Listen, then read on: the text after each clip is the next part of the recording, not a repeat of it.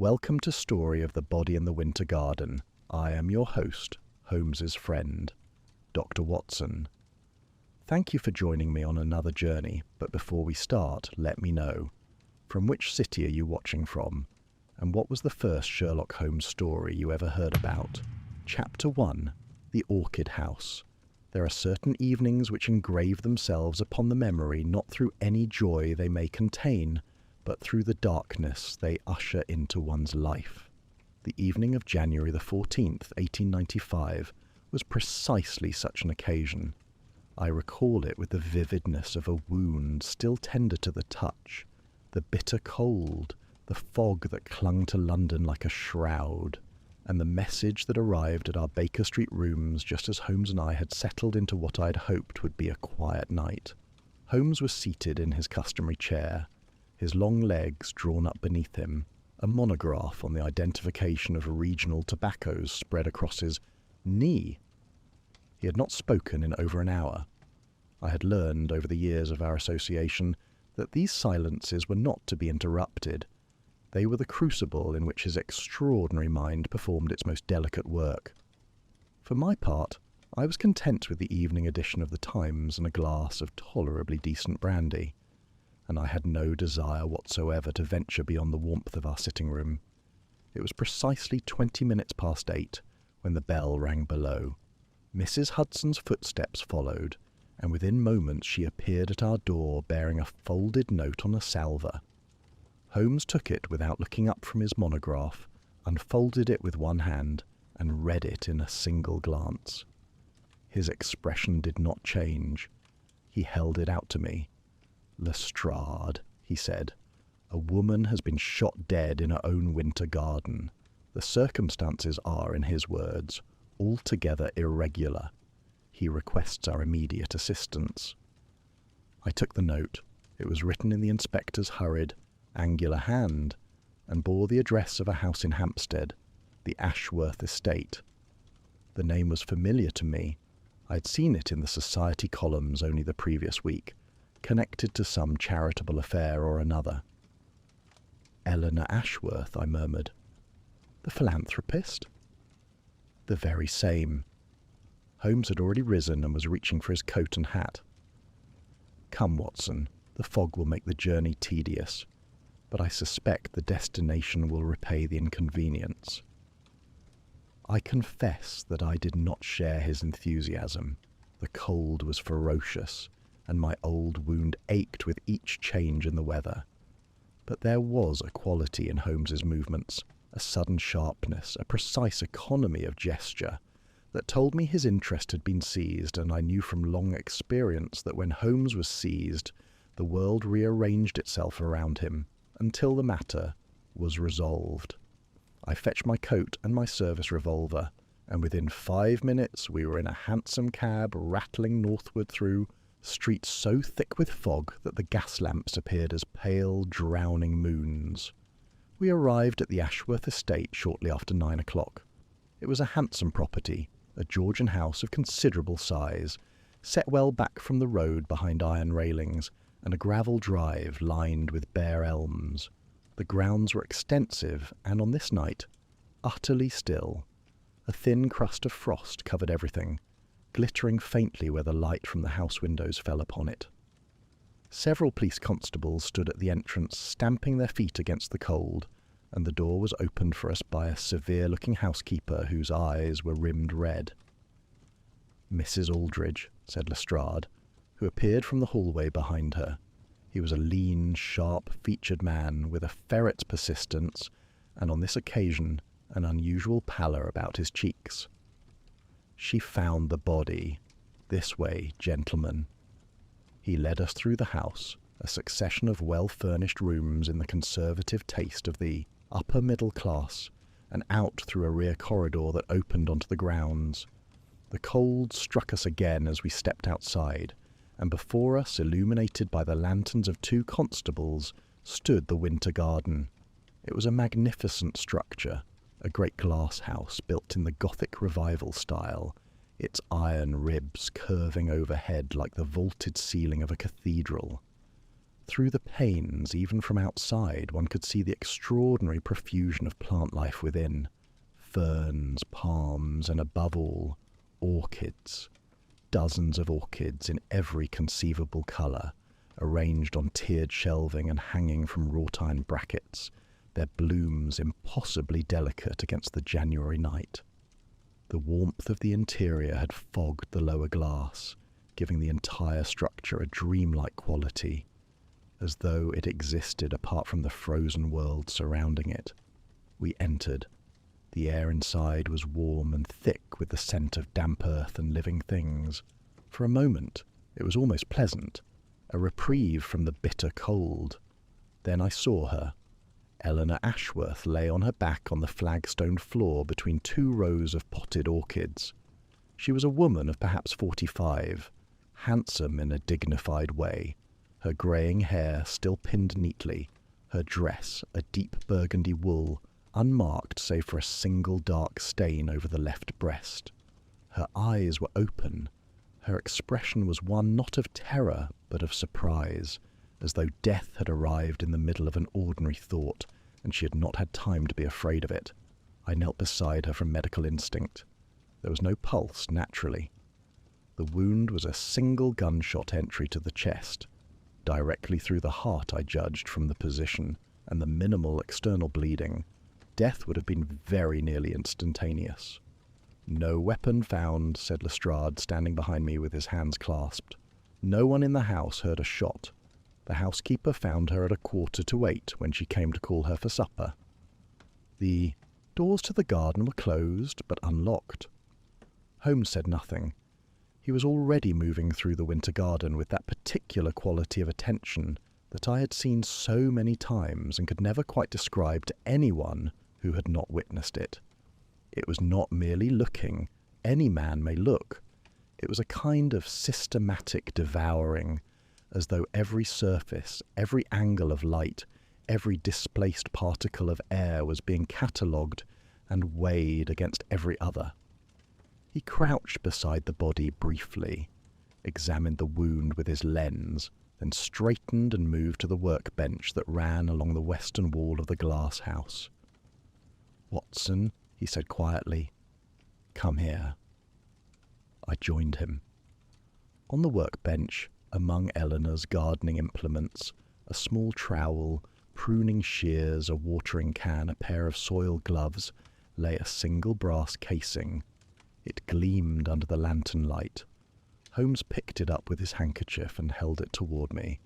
I saw at once that something had been scratched into the brass.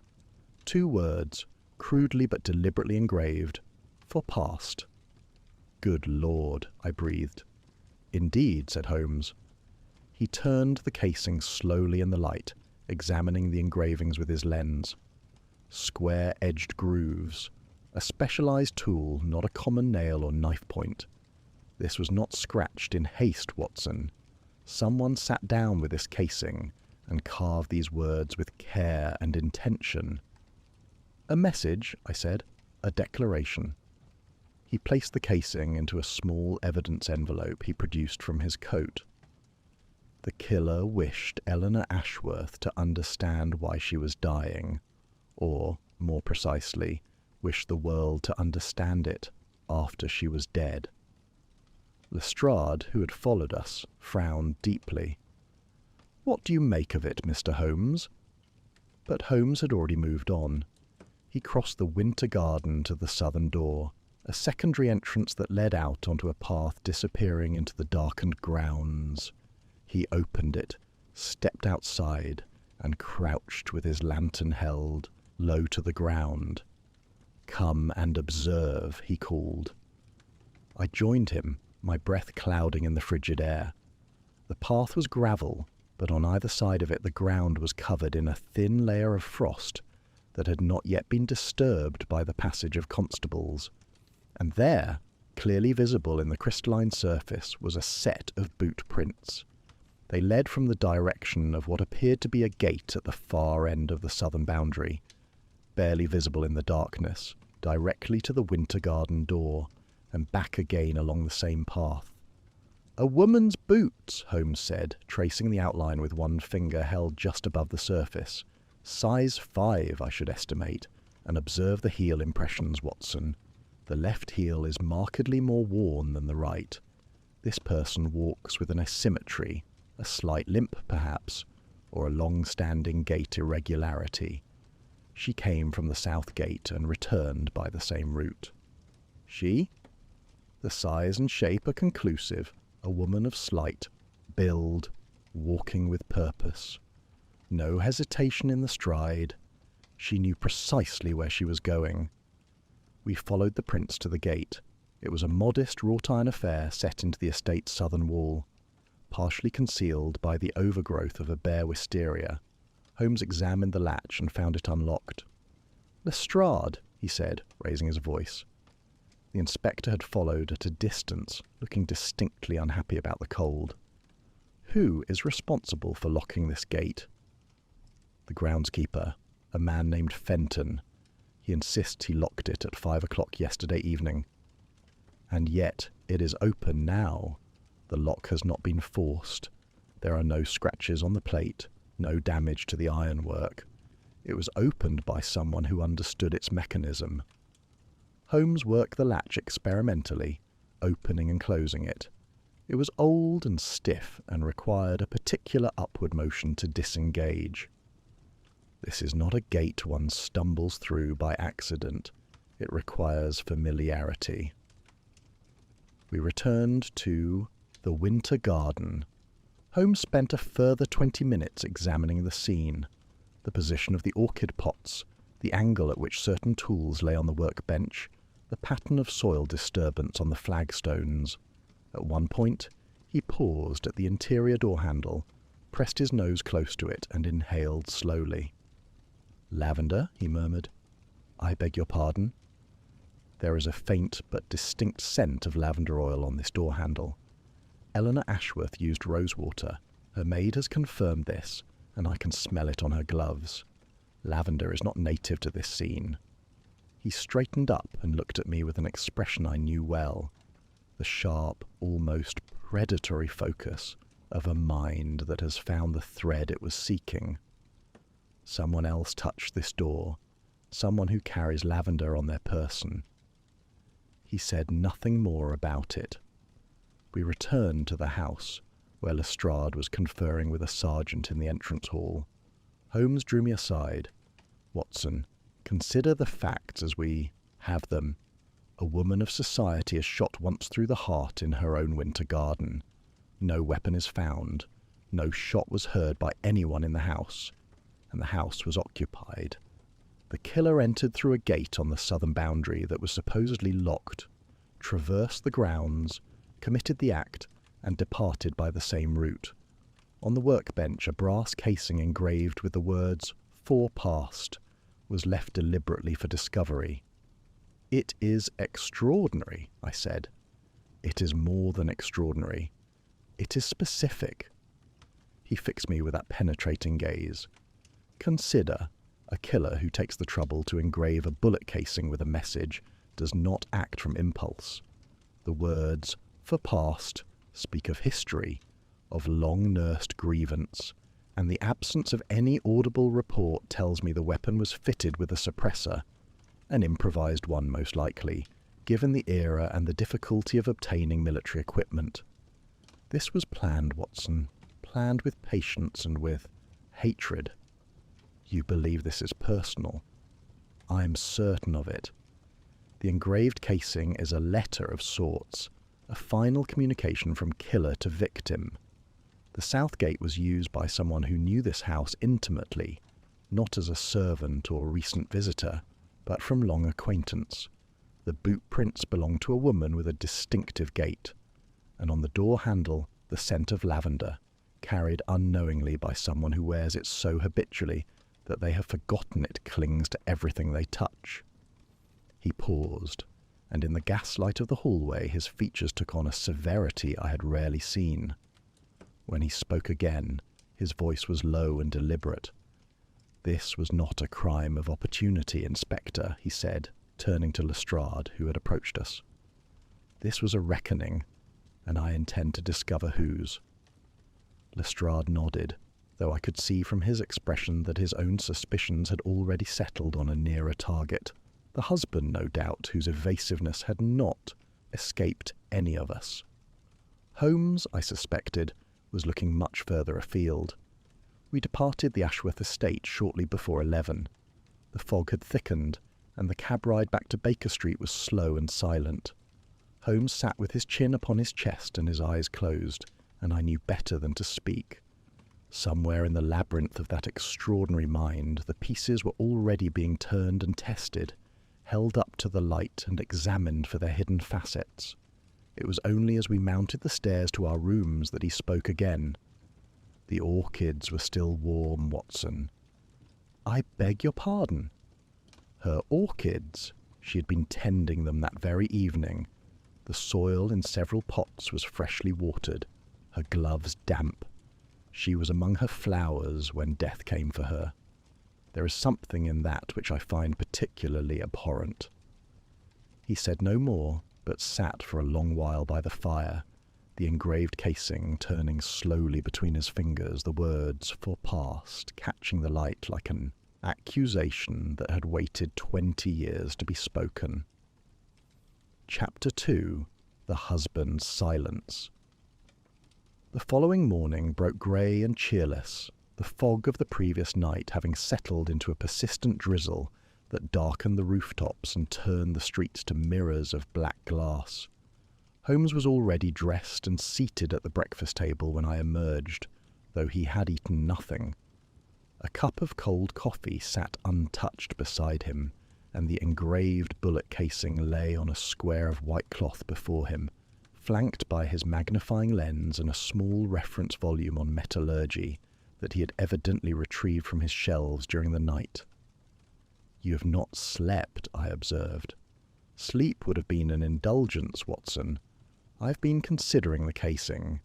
He held it up between thumb and forefinger. "The brass is standard Webley manufacture, readily obtainable, nothing remarkable there. But the engraving is another matter. The tool that made these marks has a square-edged blade approximately 2 millimeters across and was applied with steady, even pressure. This is not the work of a trembling hand or an improvised instrument. Whoever carved these words possessed the correct tool and the composure to use it carefully. That combination narrows our field considerably." I sat down and poured myself tea. "You mentioned last night that the weapon was likely fitted with a suppressor. Is that not exceedingly unusual?" "For civilian use, virtually unheard of. Suppressors of the modern type are experimental military devices, crude, unreliable, and not commercially available. What we are dealing with is an improvised apparatus, almost certainly commissioned from someone with military or armaments experience who has since fallen outside the law. The cotton fibres I observed on the glass panes nearest the body, together with a fine brass dust, are consistent with a suppressor constructed from layered cotton wadding and brass mesh packed into a steel tube, effective at close range for a single shot, disposable afterwards." He set the casing down. "We are looking for a killer who planned this act over a period of weeks, if not months. Someone who located a disgraced armourer, commissioned a weapon, practiced patience, and chose a night of fog for the execution. This is hatred of the most industrious kind." We returned to the Ashworth estate by 10:30. The house, which had seemed merely grand the previous night, now revealed itself in daylight as a place of quiet oppression. The curtains were drawn in every window. A wreath of black crape had been hung upon the door, and the servants moved through the halls with the hushed mechanical efficiency of people performing duty in the absence of feeling.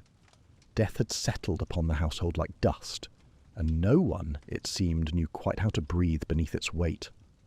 Lestrade met us in the entrance hall. He had the look of a man who had been at work since dawn and was already convinced he knew the answer. "I have been speaking with the staff," he said, lowering his voice. "The husband, Arthur Ashworth.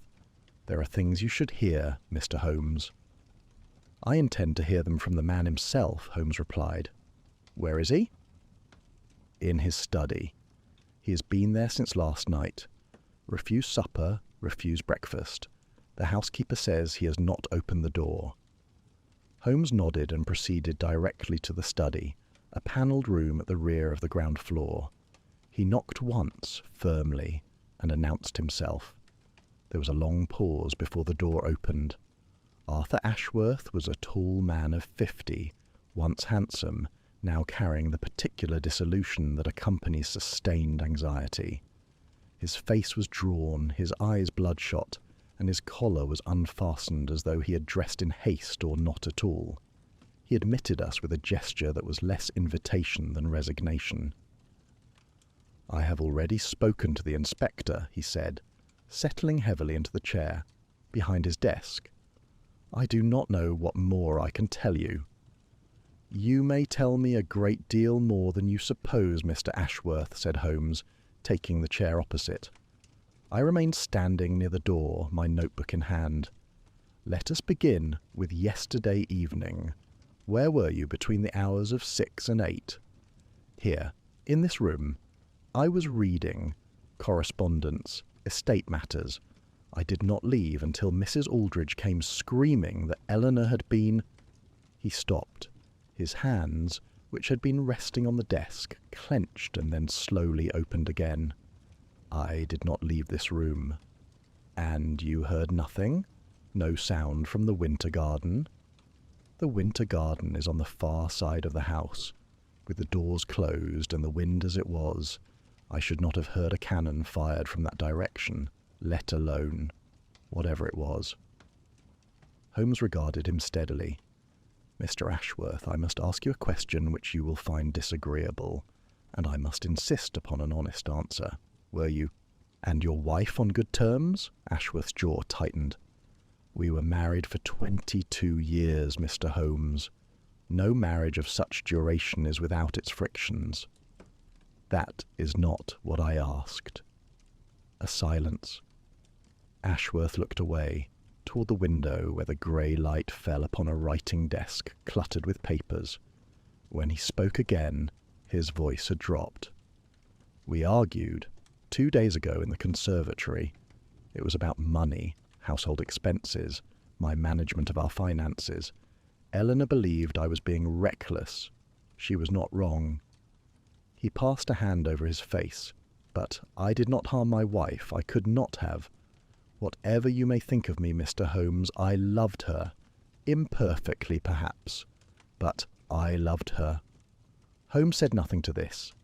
His eyes had moved from Ashworth's face to his hands, and I saw what he saw. The fingertips were stained with ink, not in the scattered pattern of a man who had been reading correspondence, but in the concentrated, repetitive marks of someone who had been writing the same forms again and again. I had seen similar stains on the hands of men at my club who spent their evenings at cards, scribbling I owe us on scraps of paper.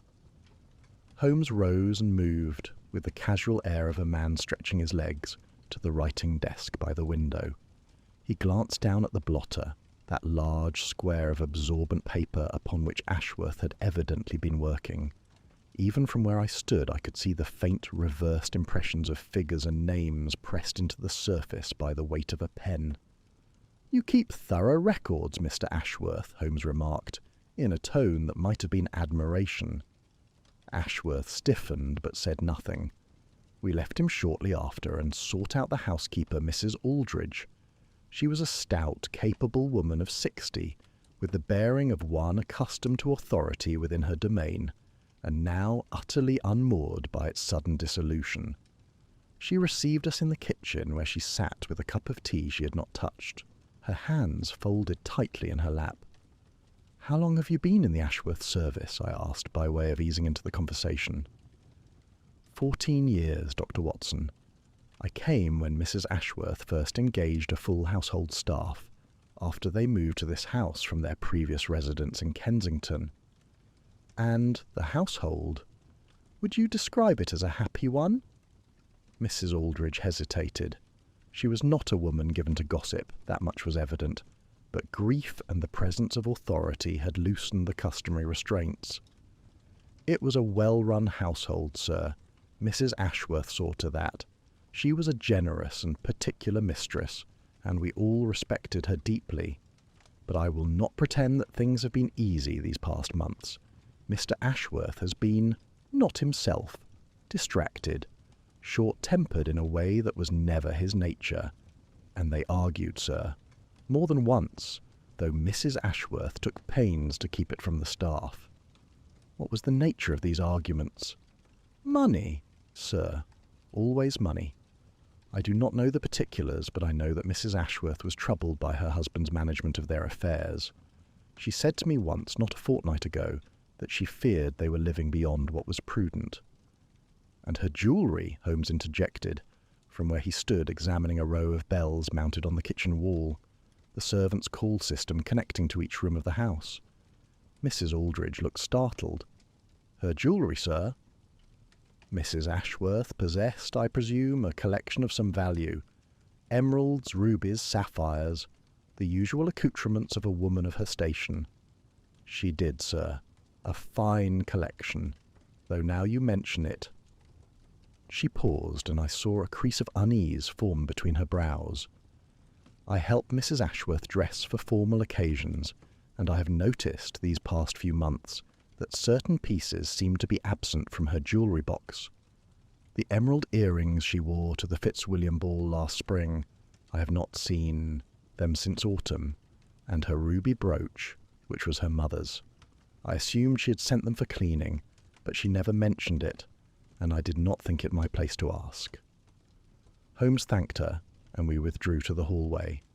Lestrade was waiting for us, his notebook open, his expression one of barely contained satisfaction. Well, Mr. Holmes, the husband argues with her about money. The husband is alone in his study with no one to confirm it. The jewellery is vanishing, and now Mrs. Aldridge tells me the same she has told you. It paints a clear enough picture, I should think. Holmes regarded him for a moment with an expression I knew intimately, the patient forbearance of a man watching a competent professional arrive at a reasonable but entirely incorrect conclusion. It paints a picture, certainly, Holmes said. Whether it is the correct picture is another matter. Tell me, Lestrade, in your experience, does a man who has been methodically selling his wife's jewellery to cover gambling debts, then take the additional trouble of engraving poetry upon a bullet casing before shooting her? Lestrade opened his mouth, then closed it again. The husband is hiding something considerable, Holmes continued, drawing on his gloves as we moved toward the front door. His hands betray him. The ink stains are those of a man who has spent many hours writing promissory notes. His blotter is a palimpsest of figures and names that I suspect belong to moneylenders, and the missing jewellery will, I am quite certain, be found in the ledgers of pawnbrokers between here and Aldgate. Arthur Ashworth is a gambler in serious debt, and he has been financing his losses with his wife's possessions without her knowledge. Then he has every reason to want her dead, Lestrade insisted. He has every reason to want her alive and ignorant, Holmes corrected. A dead wife invites scrutiny, an inquest, an examination of finances. Everything Arthur Ashworth has been desperately concealing will now be dragged into the light precisely because Eleanor is dead. No, Inspector, the husband is a thief and a fool, but he is not our murderer. The engraved casing tells us that. A man selling his wife's jewellery piece by piece does not engrave messages about the past on bullet casings. That casing was placed by someone for whom the past is not a matter of finance, but of profound personal anguish. Lestrade was unconvinced, and I could not entirely blame him. The evidence against Arthur Ashworth was circumstantial but substantial, and Lestrade was a man who trusted the weight of accumulation. Holmes, by contrast, trusted the single anomalous detail, the one fact that did not fit the prevailing theory, and in this case, that detail was the engraved casing with its strange, bitter inscription. We stood for a moment on the front steps of the Ashworth estate, the drizzle falling steadily around us. Holmes looked out across the frost-scarred grounds toward the winter garden, its glass walls catching the dull light. "There is a question we have not yet answered," he said, almost to himself. "Dr. Thorpe?" "Eleanor's physician," I said. "Lestrade mentioned he was seen leaving through the back entrance on the evening of the murder. At approximately 20 minutes to 7, some 35 minutes before the estimated time of death. His visits to this house have been unusually frequent of late, and he departed by the servants' entrance rather than the front door. That is the behaviour of a man who does not wish to be observed." Holmes descended the steps and turned up his collar against the rain. "Tomorrow, Watson, we shall pay a call on the good doctor. Tonight, I must think." He was silent for the entirety of the cab ride home, and upon our return to Baker Street he settled into his chair with his pipe and did not speak again for the remainder of the evening. I retired early, but as I climbed the stairs I glanced back and saw him, as I had seen him 1,000 times, motionless, wreathed in smoke, his eyes fixed on some invisible point where the threads of evidence converged, and the shape of the truth was slowly, relentlessly assembling itself. Chapter 3. The Doctor's Departure. Dr. Julian Thorpe kept his practice in a handsome terrace house on Wimpole Street, not far from the homes of several of London's most distinguished physicians.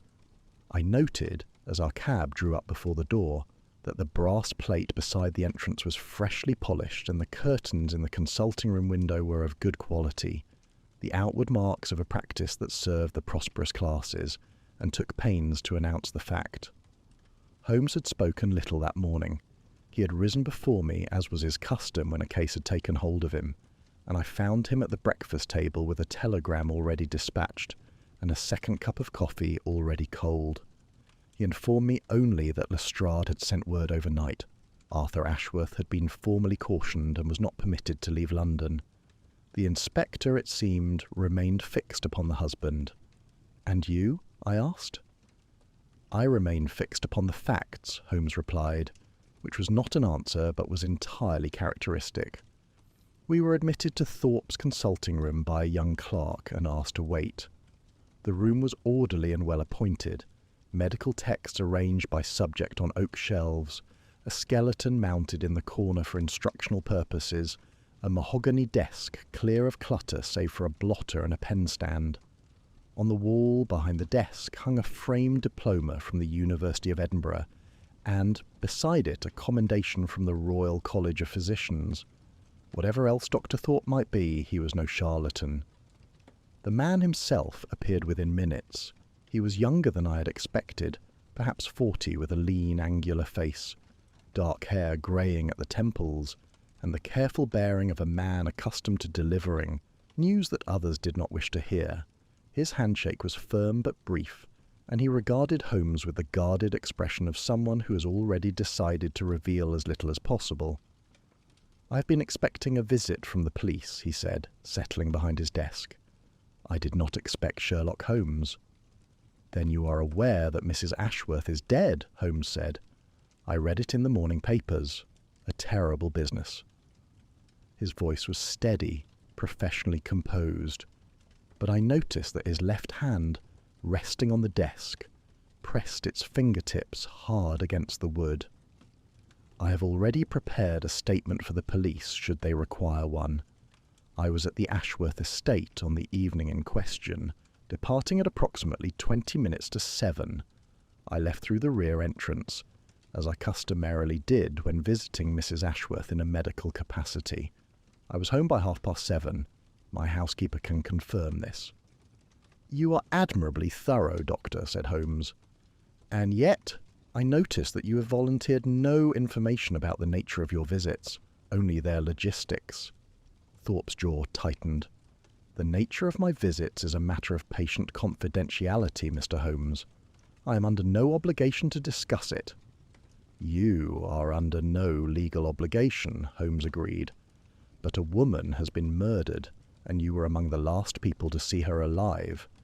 I would suggest that confidentiality, however nobly intended, becomes a hindrance when it falls under the shadow of suspicion. Suspicion? Thorpe leaned forward. You suspect me? I suspect everyone, Dr. Thorpe. It is a professional habit, but I confess that your behaviour invites particular attention. You've been visiting the Ashworth estate with a frequency that exceeds ordinary medical attendance 3 times in the past fortnight, by the servant's account. You arrive and depart through the back entrance rather than the front. You refuse to discuss your business. These are the actions of a man concealing something, and when a man conceals something in proximity to a murder, I am obliged to discover what it is. There was a long silence. I watched Thorpe's face carefully. He was not a man easily rattled. His profession would have trained him against that, but I could see the conflict working behind his eyes. He was weighing something, turning it over as a man turns over a stone, uncertain of what might be found beneath. At last he spoke, and his voice had lost its defensive edge. Mrs. Ashworth came to me 5 months ago with symptoms of breathlessness, fatigue, and occasional fainting spells. I conducted a thorough examination and diagnosed a degenerative condition of the heart, a progressive weakening of the cardiac muscle for which, I regret to say, there is no reliable treatment. Her condition was deteriorating. I prescribed digitalis and advised rest, but she refused to curtail her activities. He paused, and when he continued, I heard in his voice something that surprised me. Not professional detachment, but genuine sorrow. She was quite insistent that no one be told. Not her husband, not her friends, not the charitable organisations she supported. She feared, and I believe she was correct in this, that knowledge of her condition would alter how people treated her. She did not wish to be pitied. She did not wish her charitable work to be seen as the desperate gesture of a dying woman, rather than the considered commitment she believed it to be. I honoured her wish. I used the rear entrance to avoid notice. I visited frequently because her condition required monitoring, and because she had no one else in whom she had confided. Holmes had listened to this account without interruption. Now he rose and moved to the window, where he stood with his back to us for a moment, looking out at the grey street below. "The heart medication in your bag," he said, without turning. "I observed it last night at the estate. Digitalis and amyl nitrite in quantities consistent with ongoing treatment rather than emergency provision. Your account is consistent with the physical evidence." "Then you believe me," Thorpe said. "I believe that you were treating Eleanor Ashworth for a heart condition, and that you departed the estate before the murder occurred. Whether that is the full extent of your involvement remains to be determined." Holmes turned from the window. "One further question, Doctor. In your conversations with Mrs. Ashworth, and I presume there were conversations given the intimacy that a shared secret creates, did she ever mention anyone from her past? Someone she had wronged, or who bore her a grievance?" Thorpe frowned. She was not a woman much given to looking backward. She spoke always of the future, her charitable plans, her orchids, the spring season. But there was one occasion, perhaps 3 weeks ago, when she seemed troubled. She mentioned that she had been thinking about someone, from her youth, a girl she had grown up with in Essex. She did not give me a name. She said only that she feared she had been the cause of great unhappiness, and that she wished to make amends before... He stopped. "Before it was too late," I finished. "Yes." Thorpe looked down at his hands. "Before it was too late. I encouraged her to write. I do not know whether she did." Holmes and I exchanged a glance. I thought of the unsent letter that surely waited somewhere in that house, the letter that Eleanor Ashworth may have written and may never have posted. And I felt, for the first time, the full weight of tragedy that lay beneath the mechanics of this crime. A woman reaching back across the years towards someone she had hurt, and that someone reaching forward with a bullet. We thanked Dr. Thorpe and departed. In the cab, Holmes was thoughtful. "He's telling the truth," I ventured. "Almost certainly. The medication, the frequency of visits, the use of the rear, entrance, all consistent with a physician managing a serious condition in secret at the patient's request. His departure at 7:20 places him well outside the window of the crime. He is not our man. Then who is, if not the husband and not the doctor? Patience, Watson, we are in the early stages of subtraction. The art of detection is not merely the accumulation of suspects, but their systematic elimination. When we have removed those who cannot have done this thing, we shall be left with those who could, and among them with the one who did. He tapped his fingers against his knee. But I confess that the theatre programme interests me more at present than any of our current suspects. The theatre programme? A torn fragment found on the gravel path near the south gate. I collected it last night, but said nothing of it to Lestrade. It is from a performance at the Stepney Pavilion, dated a fortnight before the murder. He produced it from his breast pocket, a small triangular piece of cheap printed paper stained with damp. Stepney is a considerable distance from Hampstead. No member of the Ashworth household has any connection to that district, yet someone carried this programme to the estate and dropped it on the path between the south gate and the winter garden, the same path our killer walked. It could be anyone's, a tradesman, a visitor, along a path that leads only from the south gate to the winter garden, a gate that was supposedly locked. No, Watson, this programme belongs to our killer, and it places her in Stepney. Combined with the boot prints, a woman of small stature with an irregular gait, we are beginning to assemble a portrait. Not a face, not yet, but a shape, a direction. He fell silent, and I knew that the shape he spoke of was forming itself within that extraordinary mind with a clarity that I could not yet perceive. I had only the pieces: a bereaved husband drowning in debt, a physician, carrying a dead woman's secret, a brass casing engraved with bitter words, the scent of lavender where no lavender should have been, and now a torn programme from a theatre in Stepney. Holmes had the same pieces, but where I saw fragments, he was already beginning to see the mosaic. As the cab rattled southward through the rain, he murmured something I barely caught above the noise of the wheels. The past, Watson. It is always the past. The dead do not kill us, but the living carry their ghosts, and sometimes those ghosts demand a reckoning. Chapter 4. The Disgraced Nephew. Holmes did not speak again until we had returned to Baker Street, where he spent the better part of an hour poring over a large-scale map of London that he kept rolled in the corner behind his chemical apparatus. He traced routes with his finger, from Hampstead to Stepney, from Stepney to the river, from the river to points south and east, murmuring calculations of distance and time that I could not follow. At length he straightened, rolled the map, and reached for his coat. "We are going to Whitechapel," he announced. "Whitechapel, whatever for?" "To find a young man named Thomas Fenton. He's the nephew of the Ashworth Estate's groundskeeper, and was dismissed from the household 2 months ago for stealing silverware." According to Lestrade's notes, which I took the liberty of copying while the inspector was occupied with his theory about the husband, young Thomas made public threats against Eleanor Ashworth following his dismissal. He knows the estate grounds intimately, including, one presumes, the south gate and its temperamental latch. Then he is a suspect. He is a thread, Watson. Whether it leads anywhere useful remains to be seen. But we cannot afford to leave threads unpulled, however unpromising they may appear. The cab deposited us in the narrow, teeming streets east of Aldgate, where the air smelled of coal smoke and fried fish, and the buildings, pressed together as though conspiring against the light.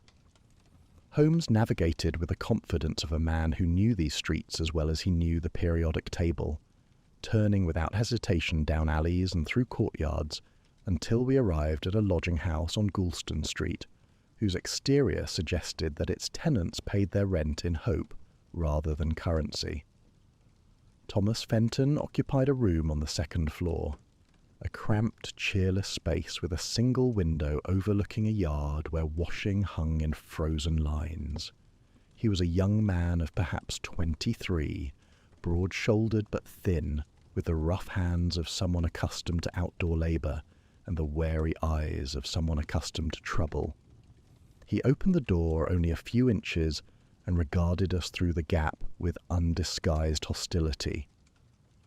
"I have nothing to say to the police," he said. "We are not the police," Holmes replied pleasantly. "I am Sherlock Holmes, and this is my colleague, Dr. Watson. We are investigating the death of Eleanor Ashworth, and I should like very much to have a conversation with you. I assure you it will be brief and conducted with civility, provided you extend us the same courtesy." Fenton stared at him for a long moment, then stepped back and allowed us to enter. The room contained a bed, a chair, a washstand, and very little else. A coat hung on a nail behind the door, and beneath the bed I could see a pair of heavy work boots caked with dried mud. Fenton sat on the bed and crossed his arms, his posture that of a man bracing himself for a blow. "I know why you are here," he said. "I said things. After she dismissed me, I said things I ought not to have said. But I did not kill her, Mr. Holmes. I swear it on my mother's grave." "What precisely did you say?" Fenton's jaw worked. "I said I would make her regret it, letting me go like that, in front of the whole staff, calling me a thief in her drawing room as though I were dirt she had found on her shoe. I was angry.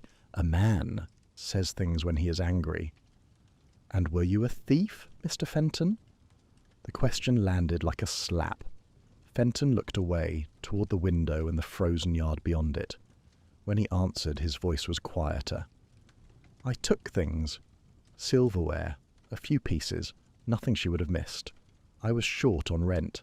My uncle got me the position, and I repaid him by disgracing myself. I know what I did, and I am not proud of it." He paused. "But I put it right." "How so?" "I posted the silver back, wrapped it in cloth, put it in a box, sent it to the house with no name on it. That was 3 weeks after I was dismissed. I could not keep what I had stolen. It sat in my room like a judgment. So I returned it, anonymously, because I could not face the shame of admitting it in person." Holmes studied him. I'd seen that appraising gaze turned upon countless men and women over the years, and I had learned to read its outcomes. When Holmes found deception, his eyes narrowed and his posture stiffened almost imperceptibly, as a hound stiffens when it catches a scent. There was no such stiffening now. What I saw instead was something closer to recognition, the identification of a particular species of human failing that Holmes had catalogued many times before. A man whose anger was the anger of self-reproach, turned outward because it was too painful to direct inward. "Where were you on the evening of January the 14th, between 6 and 8 o'clock?" Holmes asked. "The Crooked Billet. It is a public house on Settle Street, not 10 minutes' walk from here. I was there from 6 or thereabouts. I had my supper there and drank until nearly 9. You may ask the landlord. You may ask Bill Hodges, Jack Prentice, Samuel Cook, and Annie Marsh, who were all at the same table." "4 witnesses," I remarked. "4 witnesses who can place him in Whitechapel at the precise hour Eleanor Ashworth was shot in Hampstead," Holmes confirmed. "That is a distance no man could traverse and return from in time, not by any conveyance available on a foggy January evening." He rose and moved to the door, then turned back with a question that seemed at first entirely unrelated. "Mr. Fenton, you worked the grounds of the Ashworth estate for how long?" 18 months, sir." "Then you know the south gate, the one set into the boundary wall on the garden side, half hidden by the wisteria?" "I do. My uncle and I were the only ones who used it regularly. It is old and the latch is troublesome. You must lift and push at the same time, or it will not give. Mrs. Ashworth herself used it sometimes, years ago, my uncle said, before my time." "Did anyone else know of it?" anyone outside the household. Fenton shook his head slowly. Not that I am aware. It is not visible from the road, and the wall is high. You would have to know it was there. Holmes thanked him, and we departed. On the street below, the bustle of Whitechapel surrounded us. Hawkers, crying their wares, children darting between the legs of passers-by, a barrel organ grinding out a tune that the damp air seemed to swallow before it could reach the ears. Holmes walked in silence for several minutes, his hands clasped behind his back, his gaze directed at the pavement, but seeing, I knew, something far beyond it. His anger is spent, he said at last. What remains is guilt, not malice. The anonymous return of the silverware is the act of a conscience that could not rest, but it is also the act of a man who cannot bring himself to confront his shame directly. That is not the psychology of a killer who engraves accusations upon bullet casings. Our engraver is someone who wants to be known, Watson. Someone who desires that the victim understand precisely who has come for her and why. Thomas Fenton wishes to disappear from this affair. Our killer wished to announce herself. I noted the pronoun. You are certain the killer is a woman? The boot prints admit of no other interpretation.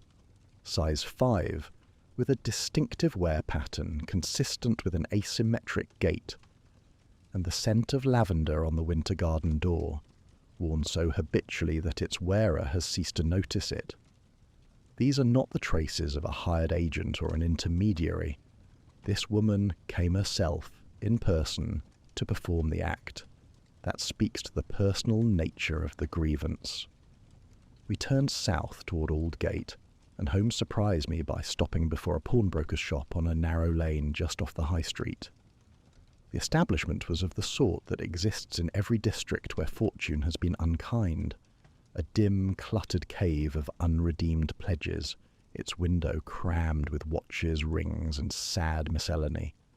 Holmes entered without explanation, and I followed. The proprietor was a small, careful man named Jessup, who regarded Holmes with the practised neutrality of someone accustomed to asking no questions about the provenance of what crossed his counter. Holmes produced a card and made his inquiries with a directness that left no room for evasion. Arthur Ashworth, he said, a gentleman of Hampstead, tall, well-dressed, approximately 50 years of age. He has been visiting establishments such as yours over the past several months, pledging items of jewellery, emerald earrings, a ruby brooch, a sapphire pendant, among others. I wish to know whether he has been here. Jessup hesitated, then retreated behind his counter and consulted a ledger. He ran his finger down several pages, paused, and looked up. A gentleman matching that description pledged a pair of emerald earrings on the 12th of October and a sapphire pendant on the 29th of November. He gave the name Allen. The items have not been redeemed. Holmes noted the dates and the descriptions, thanked Jessup with a courtesy that seemed to startle the man, and we departed. So it is confirmed, I said as we walked. Arthur has been pawning Eleanor's jewellery. Systematically, and over a period of months. The false name is a feeble precaution. He used the same alias at each establishment, which tells us he is not a practised deceiver, but a desperate man adopting the first expedient that presented itself. The gambling debts are real and substantial. He has been cannibalizing his wife's possessions to feed them. And yet, you do not believe he killed her. I believe, Watson, that Arthur Ashworth is precisely the sort of man who appears guilty because he is guilty, but guilty of the wrong crime. He has been stealing from his wife. That is a betrayal deserving of condemnation. But it is not murder, and confusing the two will lead Lestrade down a path that ends nowhere while the true killer remains at liberty. He raised his hand, and a cab materialized from the stream of traffic. We have eliminated 2 suspects today, Thorpe and young Fenton, and confirmed the husband's misdeeds without bringing ourselves any closer to the person who pulled that Trigger. Tomorrow we must return to the estate. There are details I have not yet examined with sufficient care, and there is a gravel path near the south gate that has more to tell us. He said nothing further during the journey home, but as we mounted the stairs at Baker Street, he paused on the landing and looked at me with an expression I had come to know well, the expression of a man who has not yet found the answer, but has identified, with absolute certainty, the question. The engraving, Watson, for past. It is not a threat. It is not a warning. It is an epitaph. And epitaphs are written by those who have been grieving for a very long time. Chapter 5. The Gravel Path. 2 days had passed since the murder of Eleanor Ashworth, and the newspapers had seized upon the case with the relentless appetite that only a society killing can provoke. The morning editions carried breathless accounts of the wealthy philanthropist shot dead among her orchids, and speculation about the husband's involvement had already hardened into the kind of public certainty that precedes a verdict. Arthur Ashworth had not been arrested, but the court of opinion had already pronounced him guilty, and Lestrade, who read the papers with more attention than he would have admitted, showed no sign of redirecting his investigation. Holmes, by contrast, had barely glanced at the coverage.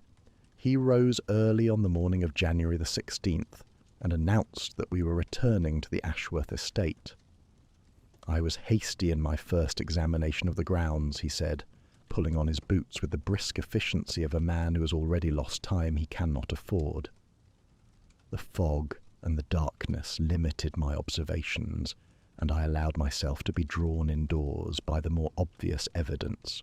The gravel path and the south gate have not yet yielded everything they have to offer. We arrived at the estate before 10 o'clock. The house was quieter than before. The constables had been reduced to a single man at the front gate, and the servants moved through the rooms with the mechanical resignation of people adjusting to a grief that would not soon pass. Arthur Ashworth, we were told, had not left his study in 2 days. The housekeeper, Mrs. Aldridge, admitted us without ceremony, and asked only that we not disturb the household more than was necessary. Holmes went directly to the grounds. The frost had persisted, though it was thinner now than on the night of the murder, and the boot prints that had been so clearly visible were beginning to soften at their edges. Holmes knelt beside them with his lens, tracing the outline of each impression with a care that bordered on reverence. Observe the stride length, Watson. It is consistent throughout, approximately 22 inches, which for a woman of small stature suggests a purposeful but unhurried pace. She was not running. She was not hesitating. She walked from the gate to the winter garden and back again, with the confidence of someone who had made this journey before. Before the murder, you mean? I mean precisely that. This path was rehearsed. A person approaching an unfamiliar route in fog and darkness would show variation in stride, shorter steps where the footing is uncertain, longer steps where the path seems clear. These prints show no such variation. She knew every yard of this ground. He rose and walked slowly along the gravel path toward the south gate, his eyes fixed downward. I followed at a short distance, unwilling to disturb whatever traces might remain. The path was perhaps 60 yards long, bordered on one side by a low box hedge, and on the other by a strip of bare earth that had once perhaps been a flower bed. It was here, approximately halfway between the winter garden and the gate, that Holmes stopped abruptly and crouched. "Here," he said. He reached into the dead vegetation at the edge of the path and withdrew a small triangular piece of paper, damp and partially disintegrated but still legible. He held it up.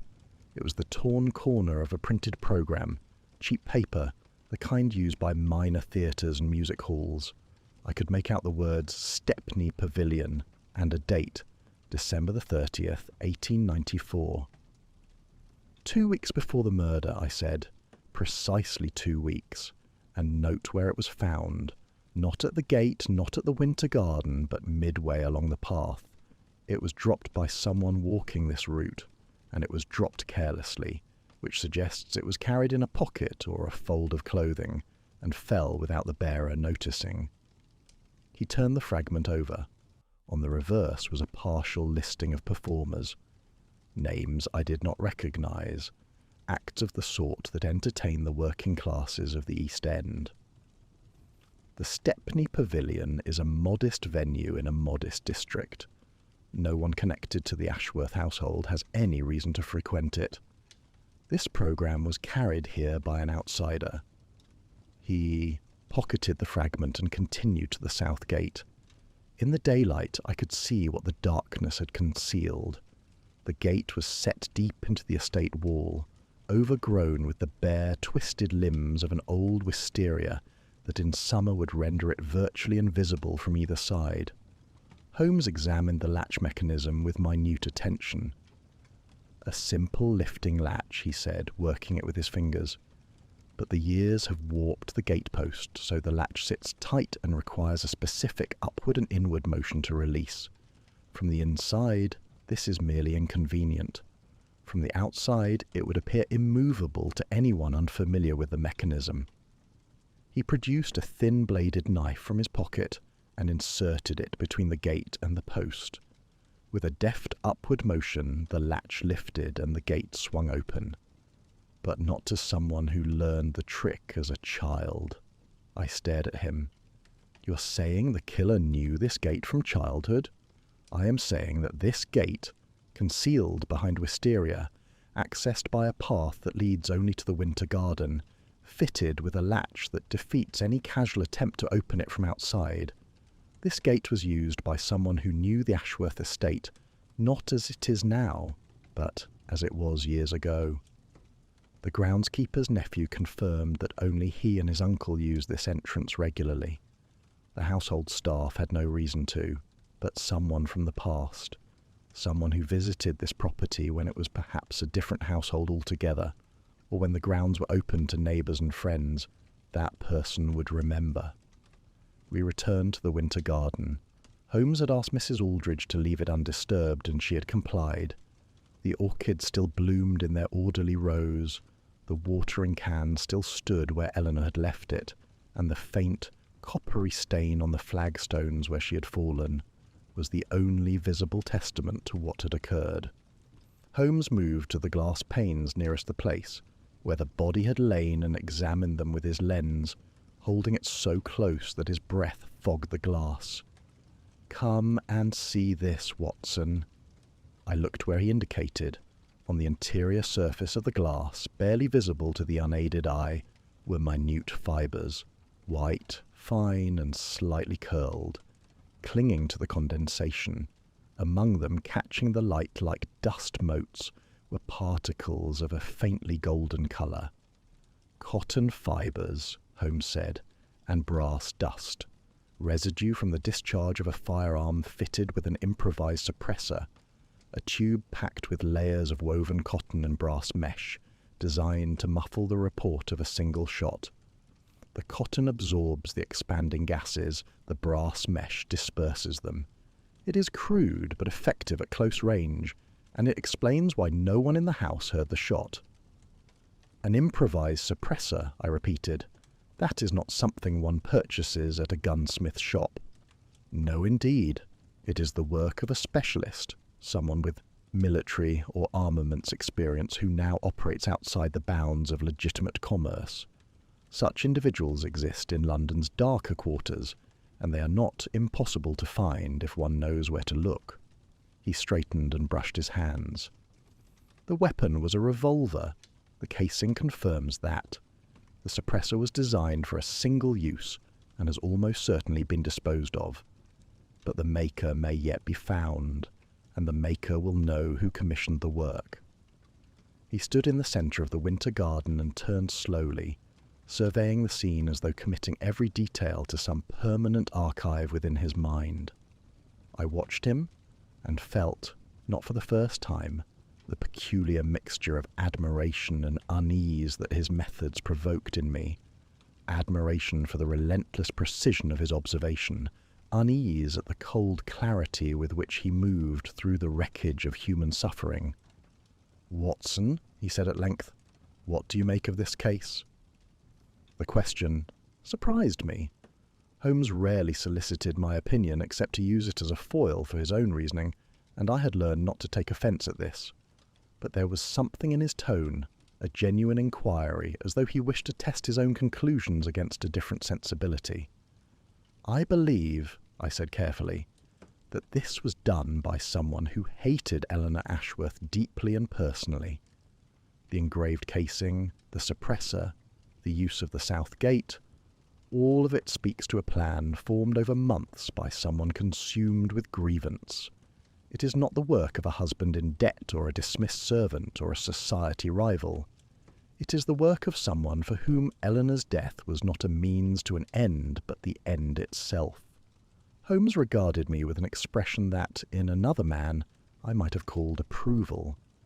"You have identified the essential quality of this crime, Watson, and it is the quality that distinguishes it from every theory Lestrade has entertained.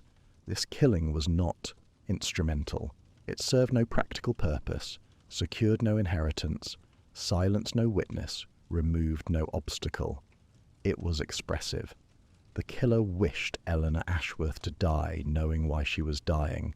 The engraved casing was not left for the police. It was left for Eleanor." He paused. The winter garden was silent around us, the orchids nodding faintly in the warm, still air, indifferent to the violence that had passed among them. "And that, Watson, is what troubles me, because a crime of expression is a crime of intimacy. The killer and the victim knew each other profoundly, and yet, among all the persons we have examined, the husband, the doctor, the nephew, the society rival whose name Lestrade keeps returning to, not one possesses that quality of intimate historical grievance that the evidence demands. Then we are looking for someone we have not yet found. We are looking for someone who has not yet been looked for. There is a difference." He drew on his gloves. "The theatre programme places our killer in Stepney. The boot prints tell us she is a woman of slight build with an irregular gait. The suppressor tells us she has been planning this for months. The engraved casing tells us the grievance is old and deeply personal. And the lavender on the door handle tells us she carries her past with her, quite literally, on her skin." He looked at me.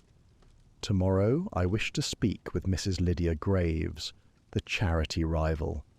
Not because I believe she is our killer, but because she may have knowledge of Eleanor's past that she does not yet know is significant.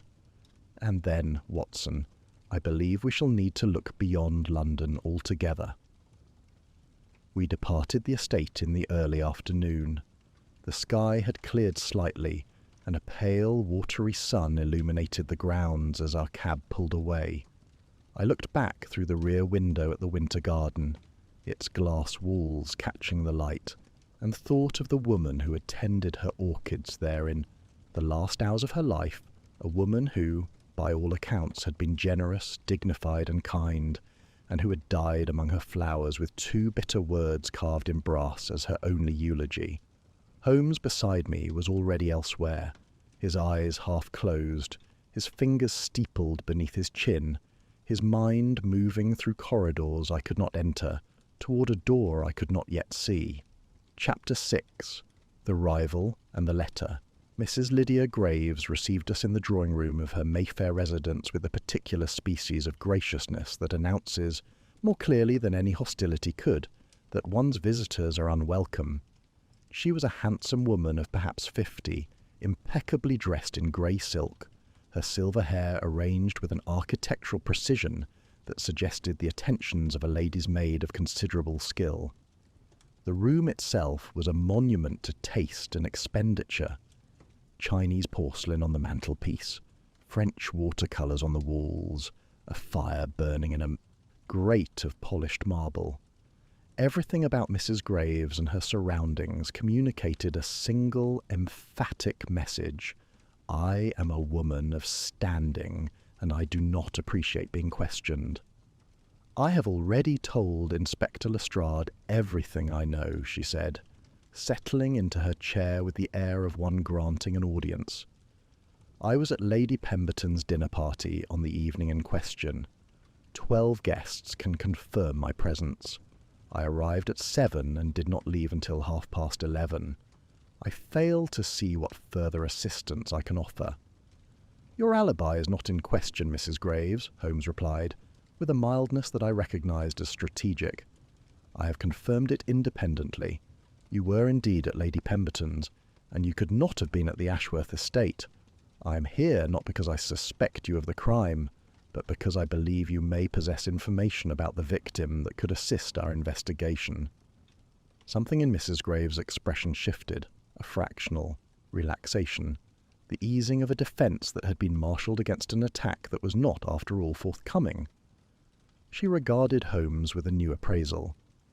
"Very well," she said. "What do you wish to know?" "You and Eleanor Ashworth were rivals in the charitable sphere, I understand." "Rivals is a strong word, Mr. Holmes. We moved in the same circles and supported some of the same causes. Eleanor had a talent for attracting attention and patronage that I, frankly, found excessive. She was not content to do good quietly. She required an audience. The Foundling Hospital Gala, the Whitechapel Relief Fund, the East End Women's Shelter. Wherever there was a committee to chair or a subscription list ahead, Eleanor Ashworth ensured her name was at the top. And this troubled you. It irritated me. There is a difference between charitable work and charitable theatre, Mr. Holmes. Eleanor excelled at the latter. She paused, and something harder passed across her features. But I did not wish her dead. I wished her humbled, perhaps. I wished her to understand that generosity is not a performance. But dead? No. That is monstrous. Holmes let the silence hold for a moment before continuing. "Mrs. Graves, in the course of your acquaintance with Eleanor, did she ever speak of her life before London, her childhood, her origins?" Mrs. Graves frowned. Eleanor was not forthcoming about her past. She presented herself as a woman of comfortable background, good family, Essex origins, educated privately. She married Arthur Ashworth when she was quite young, and by the time I knew her she had thoroughly established herself in London society.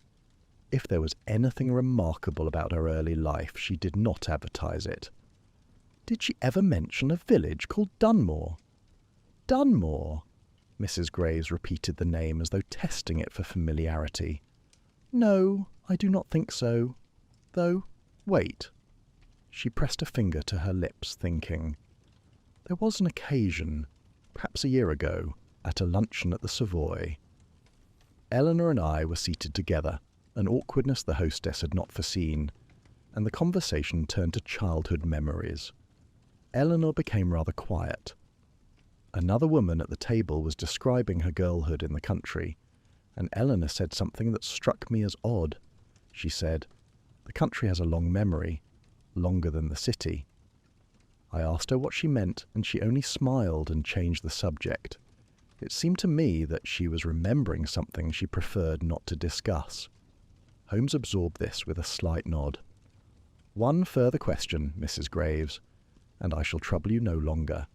In your dealings with Eleanor, did you ever have occasion to suspect that she carried a burden of guilt, not in the legal sense, but in the personal, a sense that she had wronged someone, or that her good fortune had come at another's expense?" Mrs. Graves was quiet for a long moment. When she spoke, the acid had left her, voice entirely, replaced by something more complicated, the reluctant honesty of a woman who had spent years constructing a grievance, and was now being asked to see its object as something other than an antagonist. "I will tell you something I have not told the inspector," she said, "because he did not seem the sort of man who would understand it. Eleanor Ashworth was, in my judgment, a genuinely good woman. I did not like her. I resented her success and her visibility and the ease with which she commanded the admiration of others. But I never doubted her sincerity. She gave of herself, not merely her money, but her time, her attention, her concern. in a way that suggested she was atoning for something. I could never identify what it was. But the quality of her generosity was not the self-satisfaction of the wealthy. It was the urgency of the penitent. Holmes rose. "You have been more helpful than you know, Mrs. Graves. I thank you." She showed us to the door herself, and as we stepped onto the pavement, she called after us, "Mr. Holmes, find who did this. I did not like Eleanor, but she deserved better than to die among her flowers with no one to hear her fall." In the cab, Holmes was silent for several minutes. Then he turned to me with a briskness that signalled the shifting of gears within that formidable mind. "Mrs. Graves is clear of this crime in every respect. Her alibi is impregnable, and her animosity, while genuine, is the animosity of professional rivalry, not personal hatred. She has, however, confirmed something of importance: Eleanor's sense of guilt. A woman who gives with the urgency of the penitent, as Mrs. Graves so perceptively put it, is a woman who believes she has debts to pay, and debts of that nature are incurred not in drawing-rooms and charity galas, but in the private history of one's youth. You believe the answer lies in Eleanor's past. I am increasingly certain of it, and I believe the next step in our investigation must take us not to another London address, but to the Ashworth estate itself, specifically to Eleanor's writing desk. We returned to Hampstead within the hour. Mrs. Aldridge admitted us with the weary compliance of a woman who had ceased to question why two strangers required repeated access to her dead mistress's home. Holmes asked to see Eleanor's private study, a small, well-lit room on the first floor that served as her personal retreat. It was furnished simply: a writing desk, a bookcase, an armchair by the window, and on the desk a blotter, an inkwell, and a stack of correspondence held down by a glass paperweight in the shape of an orchid. Holmes examined the correspondence methodically, setting aside household accounts and charitable letters with practised efficiency. I moved to the bookcase and found it unremarkable. Novels, poetry, a few volumes on horticulture. It was on the writing desk itself, in a shallow drawer that Holmes opened with careful fingers, that we found what we had come for. It was a letter, unfinished, unposted, written in Eleanor's firm, graceful hand on cream-coloured stationery.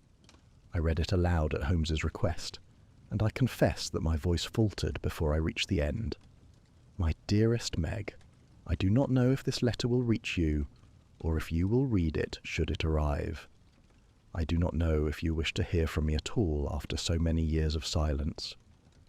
But I find that I cannot let another season pass without writing to you, however clumsily, what I have carried in my heart for longer than I care to measure. I wronged you, I know this. I have known it for 20 years, though I lack the courage to say it plainly. What happened in Dunmore, the hurt I caused you, was not the innocent cruelty of youth as I once tried to convince myself. It was selfishness. I saw what I wanted and I took it, and I did not look back to see what I had left in ruins behind me. I think of you often, Meg. I think of our walks along the river, of your mother's garden, of the lavender we used to pick in summer. I think of the girls we were before everything went wrong between us. I would give a great deal to speak with you again, if only to say what I should have said long ago, that I am sorry, and that your friendship was worth more than—" The letter ended there, mid-sentence. The pen had been set down and not taken up again. Holmes had gone very still. He stood beside the desk with his hands at his sides, and there was something in his expression I had rarely seen. Not the sharp satisfaction of discovery, but a quieter, graver recognition, as though he had found what he expected and wished he had not. "Watson," he said, and his voice was low, "we have been looking at this from the wrong direction entirely. The answer is not in London society. It is not in gambling debts or medical secrets or stolen silverware. It is in a village in Essex 20 years ago. Dunmore, I said. Dunmore. And a woman named Meg. He took the letter carefully, folded it, and placed it in his breast pocket beside the theatre programme from Stepney. 2 fragments of paper, one a torn scrap from a cheap music hall, the other an unfinished cry of remorse on fine stationery, and between them, I felt certain, lay the entire architecture of this crime. "Tomorrow we take the morning train to Essex," Holmes said. "Tonight I must consult my indexes. There are records to examine and connections to establish before we set foot in that village. But I tell you this, Watson, the woman who wrote this letter and the woman who engraved those words upon a bullet casing were bound together by something far older and far deeper than anything we have yet encountered in this investigation. And I begin to fear that the tragedy of Eleanor Ashworth's death is not that it was senseless, but that it was, in the most terrible way, inevitable." He said nothing more. We departed the estate in the gathering dusk, and I carried with me the echo of Eleanor's words, unfinished, unposted, unanswered, and the image of a letter that had arrived too late, written to a woman who was already sharpening the instrument of her reply. Chapter 7. Dunmore. The morning train to Essex departed Liverpool Street at 20 minutes past 8, and Holmes and I secured a compartment to ourselves, a small mercy, for Holmes was in one of his expansive moods, and I knew from experience that what followed would be a torrent of reasoning that no fellow passenger ought to be subjected to without fair warning. He had spent the previous evening in his customary fashion when a case approached its turning point, hunched over his indexes, those great volumes of cross-reference biographies, press cuttings, and criminal records that occupied an entire shelf of our sitting-room. He had also dispatched 3 telegrams, the contents of which he did not share with me, and received 2 replies before midnight. Whatever he had learned had sharpened his focus to a point I recognized as dangerous, not to himself, but to whoever stood at the end of the logical chain he was constructing. "Dunmore," he said, as the train cleared the eastern suburbs and the grey sprawl of London gave way to flat, frost-bitten fields, "is a village of approximately 200 souls in the north of Essex, situated on the River Colne. It is unremarkable in every particular, no industry of note, no historical significance, no prominent families. It is precisely the sort of place where nothing happens and everything is remembered." You have been researching. I have been establishing context. Eleanor Ashworth was born Eleanor Hartley in Dunmore in 1849. Her father was a schoolmaster, her mother the daughter of a local clergyman. The family was respectable but not wealthy, the comfortable middle of village society. She married Arthur Ashworth in 1873 when she was 24. Arthur's family were Londoners, but his father had a summer cottage in the area, and the young man spent several seasons in Dunmore during his university years. It was there that he met Eleanor. And Meg? That is what we are going to Dunmore to discover. The village, when we reached it after a short journey by trap from the nearest station, was precisely as Holmes had described, a modest collection of stone and timber cottages arranged along a single lane, with a Norman church at one end and a public house at the other. The river ran behind the houses on the eastern side, its banks bare and muddy. Smoke rose from chimneys into a sky the colour of pewter. There was something about the place that resisted the passage of time. The same cottages, I felt certain, had stood in the same positions for 100 years, and the same families had occupied them, and the same conversations had been repeated across the same garden walls until the words themselves were worn smooth with use. Holmes made directly for the post office, which occupied the front room of a cottage near the church. The postmistress was a Mrs. Carmichael, a woman of perhaps 70, small and sharp-eyed, with the particular alertness of someone who has spent a lifetime at the intersection of every piece of information that passes through a community. She was tending a window box of dried lavender when we arrived, and I saw Holmes's nostrils flare slightly as the scent reached him. "Mrs. Carmichael," he said, removing his hat. "My name is Sherlock Holmes. I'm investigating the death of Eleanor Ashworth, formerly Eleanor Hartley of this village. I wonder if you might spare us a few minutes of your time." Mrs. Carmichael regarded him with the shrewd, unhurried appraisal of a woman who had seen a great many strangers pass through her post office and had learned to take the measure of each. She set down her watering can and invited us inside.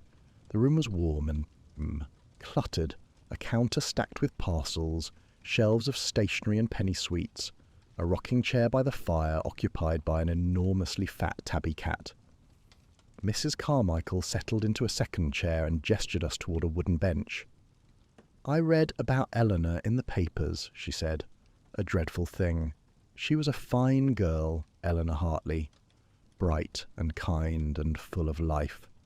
Half the village was in love with her, one way or another." "Including, I believe, a girl named Margaret," Holmes said. Mrs. Carmichael's expression changed, not dramatically, but with a subtle tightening around the eyes that told me Holmes had struck something. "Meg Hartley," she said. "No relation to Eleanor, mind you. Same surname, different families entirely. It was a source of great amusement when they were children. They used to tell people they were sisters." She paused. "They were inseparable, those two, from the time they could walk until Arthur Ashworth came along." "Tell me about that," Holmes said. Mrs. Carmichael folded her hands in her lap and spoke with the measured cadence of someone recounting a story she had told before, if only to herself. "Arthur came to Dunmore in the summers. His father had a cottage on the hill, rented it from the Fletchers, if I recall. Arthur was a handsome young man, well-spoken, with London manners that turned every girl's head in the village. Eleanor and Meg both fell for him, and he knew it. Whether he encouraged it or not, I cannot say. Young men are not always aware of the damage they do simply by existing. But it became clear by the second summer that Arthur preferred Eleanor. She was the prettier of the two, the more polished, the better conversationalist. Meg was quieter, plainer, more serious. She had a lovely singing voice, and she was clever with her hands. She could mend anything, build anything, but she lacked Eleanor's ease with people. And when Arthur chose Eleanor, Meg was destroyed. There is no gentler word for it. She withdrew from everything, from her friends, from the village, from life itself. She had episodes of terrible weeping that went on for days. The doctor called it nervous prostration. Her mother tried to help, but Meg would not be helped. When Arthur and Eleanor married and left for London, Meg seemed to recover somewhat. She married a farmer named Calloway, a decent enough man but fond of drink. He died within 5 years. And then, Mrs. Carmichael's voice softened, she lost a child, a stillbirth 7 months along. The midwife said the child was healthy by all appearances, and that it was the mother's condition, the stress, the grief, the years of unhappiness, that had done it. Meg never recovered from that. She blamed Eleanor, though Eleanor was 100 miles away and had no part in it. But grief does not require logic, Mr. Holmes. It requires only a target. When did Meg leave Dunmore? Oh, it must be 15 years ago. Now. Perhaps longer. She had nothing left here. No husband, no child, no family. Her mother had died. She sold the cottage and went to London. I had a letter from her once shortly after she left. She gave an address in Stepney. I wrote back, but she never replied. Holmes leaned forward. "Mrs. Carmichael, I must ask you about 2 specific details. First, did Meg have any distinguishing physical characteristics?" "She walked with a limp, a slight one on the left side. She fell from a horse when she was 12, broke something in her ankle that never healed quite right. You would not notice it unless you watched her walk for some time, but it was there." I saw Holmes's fingers tighten almost imperceptibly on the arm of the bench. The boot prints, size 5, with the distinctly worn left heel, had found their owner. And second, Holmes continued, his voice betraying nothing, did Meg have any habits or personal traits that you recall particularly? Mrs. Carmichael smiled.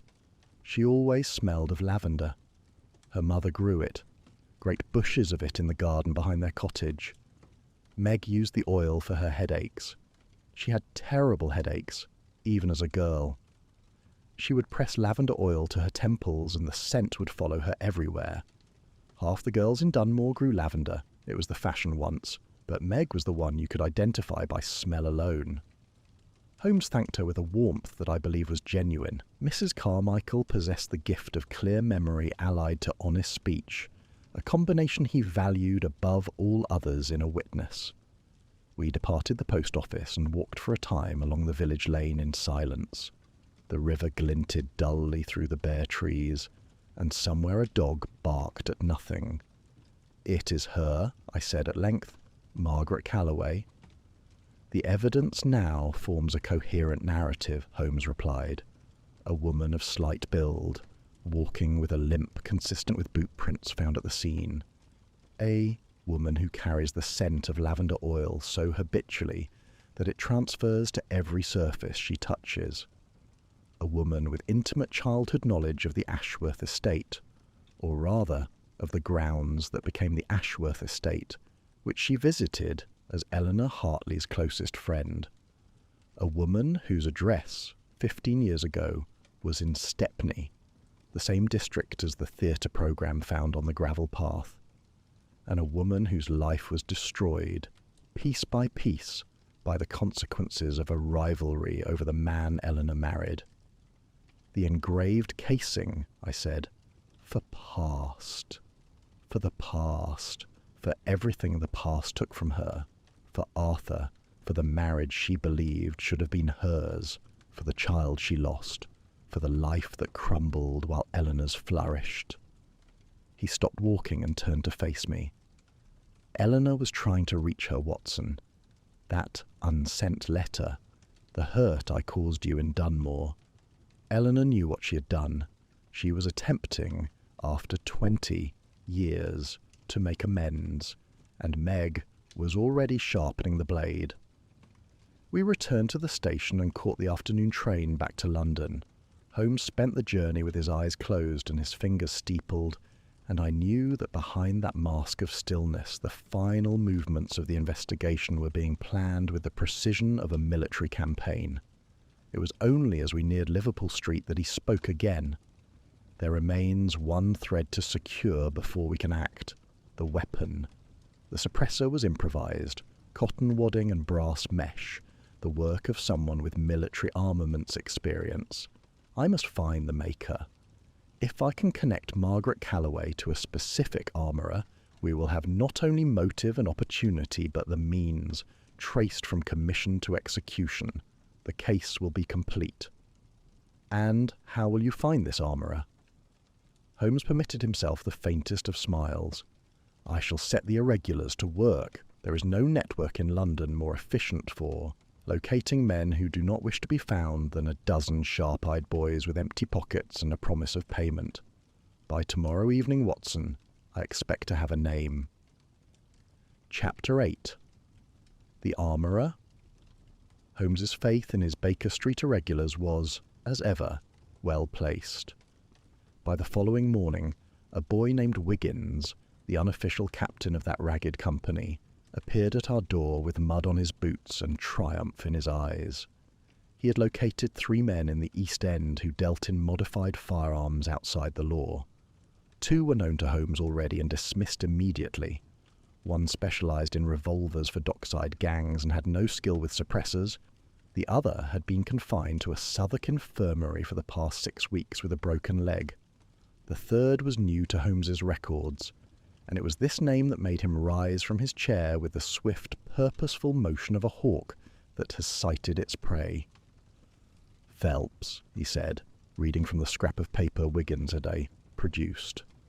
"Gerald Phelps, formerly a master armourer with the Royal Engineers, dishonourably discharged in 1889 for selling military stores, now operating from a workshop in Bermondsey, behind a cooperage on Tanner Street." He tossed a coin to Wiggins, who caught it with practised ease and vanished down the stairs.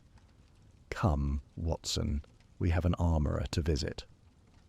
Bermondsey, on that January morning, was a place of soot and industry, its streets heavy with the smell of leather from the tanneries that gave the district its character. Tanner Street was a narrow, unremarkable lane running parallel to the river, lined with warehouses and small workshops, whose purposes were not always advertised. The cooperage Holmes sought was a weathered building with a yard full of stacked barrels, and behind it, accessible through a low passage between the cooperage wall and its neighbour, was a door of reinforced oak fitted with 2 heavy locks. Holmes knocked. There was no answer. He knocked again, harder, and called out in a voice that carried the unmistakable authority of a man accustomed to having doors opened for him. "Mr. Phelps, my name is Sherlock Holmes. I am not from the police, though I can arrange for them to visit if you prefer. I wish only to speak with you, and I give you my word that our conversation will be conducted with discretion." A long silence. Then the sound of bolts being drawn, and the door opened to reveal a man of perhaps 55, wiry and weather-beaten, with the calloused hands and careful eyes of someone who had spent a lifetime working with things that could kill. Phelps regarded us with the flat, assessing gaze of a soldier, not hostile precisely, but alert to every possibility of threat. "Holmes," he repeated, "I have heard of you. Then you know that I am thorough, that I am persistent, and that I am not in the habit of wasting either my time or other people's. May we come in?" Phelps stepped aside. The workshop was cramped but meticulously ordered, a workbench running the length of one wall, tools hung on pegs above it, a lathe in the corner, boxes of components arranged on shelves with military precision. The air smelled of gun oil and metal filings. It was the workspace of a craftsman who had fallen from respectability, but had not abandoned his standards. Holmes wasted no time. "6 months ago, Mr. Phelps, you were commissioned to modify a Webley revolver. The modification involved the fitting of an improvised suppressor, a steel tube packed with layers of woven cotton and brass mesh, designed to muffle the report of a single discharge at close range. The commission was placed by a woman. I wished to know everything about that transaction." Phelps's expression did not change, but something behind his eyes shifted. The recognition of a man who has been found out and is calculating the cost of denial against the cost of cooperation. "I do not discuss my clients," he said. "Your client used the weapon you provided to murder a woman in Hampstead 4 days ago," Holmes replied, his voice hardening. "Eleanor Ashworth, shot once through the heart in her own winter garden. The suppressor you constructed ensured that no one in the house heard the shot. The cotton fibres and brass dust recovered from the scene are consistent with your method of construction. If you do not discuss your client with me, you will discuss her with Inspector Lestrade of Scotland Yard, and the conversation will be considerably less pleasant." The silence that followed was long enough for me to hear the distant clatter of barrels being rolled in the copperage yard. Phelps looked from Holmes to me and back again. Then he sat down heavily on a stool beside his workbench and passed a hand over his face. "She came to me in July," he said. "Last July. A woman, thin, mid-40s, plainly dressed. She said she had been given my name by a man at the Dog and Bell in Rotherhithe, which is where certain people go when they need certain things done. She said she wanted a revolver that could fire without being heard. I told her such a thing was not possible in any absolute sense, but that the report could be reduced at close range with a suppressor. She asked me to build one." "And you agreed?" "She paid. Not much at first. She was not a woman of means, that was clear, but she paid regularly, in small amounts over several months. She came to the workshop 4 times in all. I fitted the suppressor to a Webley she had acquired. I did not ask where. It was a standard service revolver. Nothing remarkable about it." "Describe her," Holmes said. Phelps rubbed his jaw. "Thin, as I said. Not tall, dark hair going grey, pinned back plainly. She wore a heavy coat that had seen better days and boots that were well worn. She walked with a limp, slight on the left side, and she smelled of lavender. Every time she came, the workshop smelled of it for an hour after she left. Holmes produced the engraved bullet casing from his pocket and held it out. This was recovered from the scene of the murder. It bears an engraving. 2 words, scratched into the brass with a specialized tool. Did she do this work here? Phelps took the casing and examined it. He nodded slowly. She asked to borrow a burin, an engraving tool. Square-edged 2mm blade. She sat at that bench and worked on the casing for the better part of an hour. She did not tell me what she was writing, and I did not ask. When she was finished, she took the casing and the weapon and left. That was the last time I saw her. Holmes took the casing back and held it beside the engraving tools on the workbench. He selected one, a short steel instrument with a square-edged blade, and compared its profile to the grooves on the brass. Even from where I stood, I could see that the match was precise. "This is the tool," Holmes said. It was not a question. "That is the tool," Phelps confirmed. "Did she give you a name?" "She called herself Mrs. Smith. I did not believe it, but I did not press. She paid in cash, and I did not require identification." "An address?" Phelps hesitated. She gave one. "A lodging house," she said. 14 Jubilee Street, Stepney. Holmes's expression did not change, but I saw the faintest tightening at the corners of his mouth, the suppressed satisfaction of a man watching the final pieces of a complex mechanism slide into alignment. Jubilee Street, Stepney. The theatre programme from the Stepney Pavilion. The geography was closing like a net. "Mr. Phelps," Holmes said, "I will be frank with you. You have provided a weapon that was used to commit murder. Your cooperation this morning will weigh in your favour should the matter come before a court. I would advise you to remain in London and to make yourself available to the police when they come, as they shall. Do not attempt to dispose of any evidence. The tool, the records of payment, the details of the commission, all of it must be preserved." Phelps nodded. He looked, for the first time, not merely cautious, but weary. The weariness of a man who had crossed a line years ago and had been waiting, perhaps without knowing it, for the consequences to arrive. We departed Bermondsey and took a cab directly to Baker Street. Holmes was energized in a way I had seen many times at this stage of an investigation. The languor and contemplation of the preceding days replaced by a crisp, decisive urgency that animated his every movement. "We have it, Watson," he said, as the cab rattled over London Bridge. "We have the complete chain. Margaret Calloway, née Hartley, of Dunmore, Essex, childhood friend of Eleanor Ashworth, rival for the affections of Arthur Ashworth, abandoned, impoverished, bereaved, of a stillborn child she believed was killed by the grief Eleanor caused her. She brooded on this for 20 years. 6 months ago she learned, through a chance encounter with a former Dunmore neighbour, that Eleanor was wealthy, celebrated, and living the life that Meg believed should have been hers. She resolved to kill her. She located Phelps, commissioned the suppressed revolver, paid for it in instalments over months. She made a preparatory visit to the estate, a rehearsal, walking the route from the South Gate to the Winter Garden, during which she dropped the theatre programme, and on the night of January the 14th she returned. She entered through the South Gate, whose trick latch she had known since childhood. She crossed the grounds in the fog.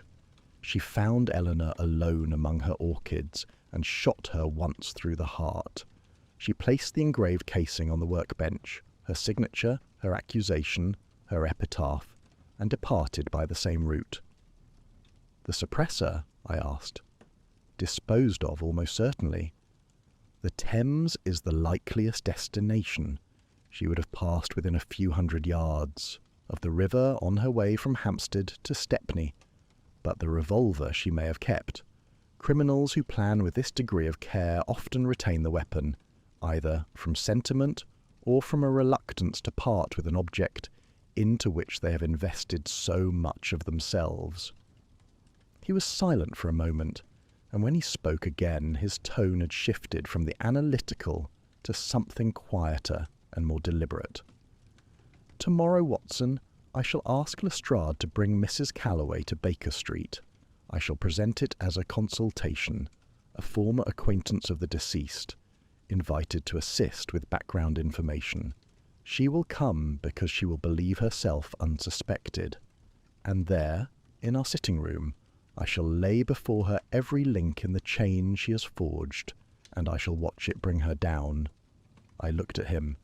There was no triumph in his expression, none of the fierce, exultant energy that sometimes accompanied his victories. What I saw instead was resolution, tempered with something I could only call regret. "You pity her," I said. Holmes did not answer immediately. He looked out of the cab window at the river, grey and indifferent beneath the winter sky. "I recognise her, Watson. Not her actions, those are beyond defence, but the mechanism that produced them. A wound left untreated for 20 years, compounding in silence, fed by isolation and poverty, and the particular cruelty of watching someone else flourish in the life you believe was stolen from you. It is a machinery of destruction as precise and as inevitable as any clockwork, and once set in motion, it admits of only one conclusion." He turned back to me. "Eleanor was trying to stop it.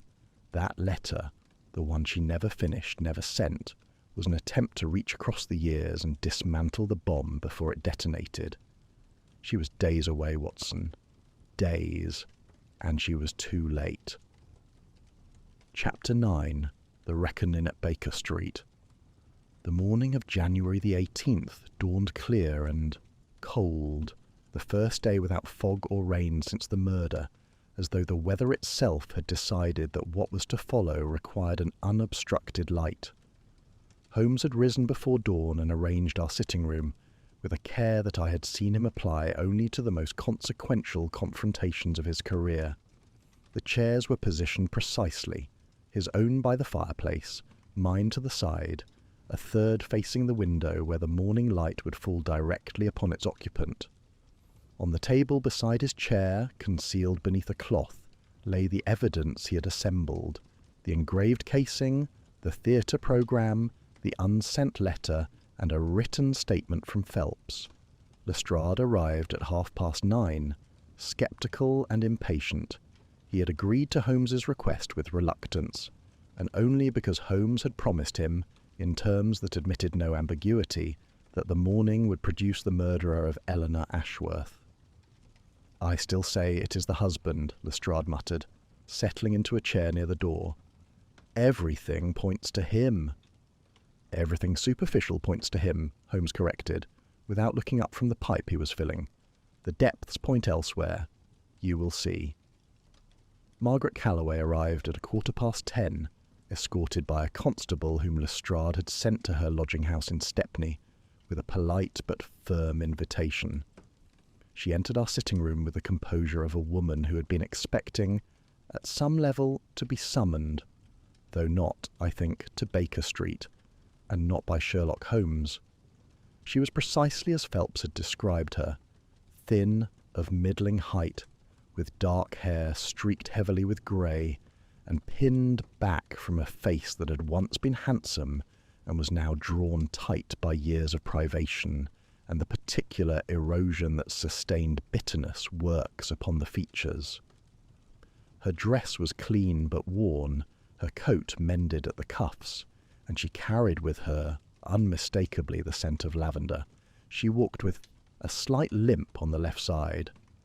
Holmes rose and greeted her with a courtesy that was, I knew, entirely deliberate, the courtesy of a man who intends to dismantle another person's defences and wishes to begin from a position of apparent kindness. "Mrs. Calloway, thank you for coming. Please sit down. I am Sherlock Holmes, and this is my colleague, Dr. Watson. We are investigating the death of Eleanor Ashworth, and I hoped you might be willing to share your memories of her.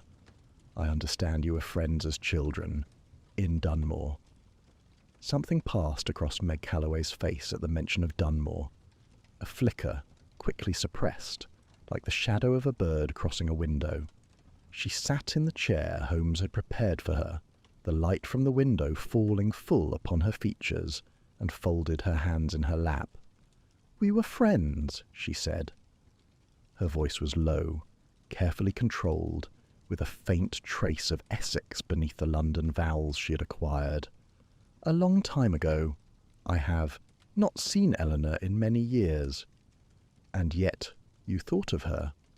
"One thinks of many people from one's past, Mr. Holmes. It does not signify." "No, indeed. Memories are common enough. It is only when they compel action that they become significant." Holmes settled into his chair and regarded her with an expression of mild conversational interest. "Tell me about Dunmore, Mrs. Calloway. You and Eleanor were close, I understand." Meg's composure held, but I saw her hands tighten fractionally in her lap. "We were inseparable as girls. Same surname, different families. People used to mistake us for sisters. We walked to school together, played in the fields together, picked lavender in her mother's garden." A faint, involuntary softness entered her voice at this last detail, as though the memory had slipped past her defences before she could stop it. It was a happy time, until Arthur Ashworth arrived. The softness vanished. "Until Arthur arrived, yes. You were both in love with him. We were young. Young girls fall in love easily and recover slowly. Eleanor recovered by winning. I recovered by surviving." Holmes nodded, as though this were the most natural observation in the world.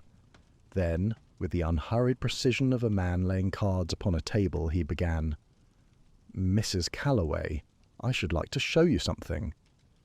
He reached beneath the cloth on the side table and produced the brass casing. He held it up, turning it so that the engraved words caught the light. "For past." Meg's eyes fixed upon it. Her composure did not break, but it shifted, a tightening of the jaw, a stillness that had not been there before. It was the stillness of a creature that has heard a sound in the undergrowth and is deciding whether to flee or to hold its ground.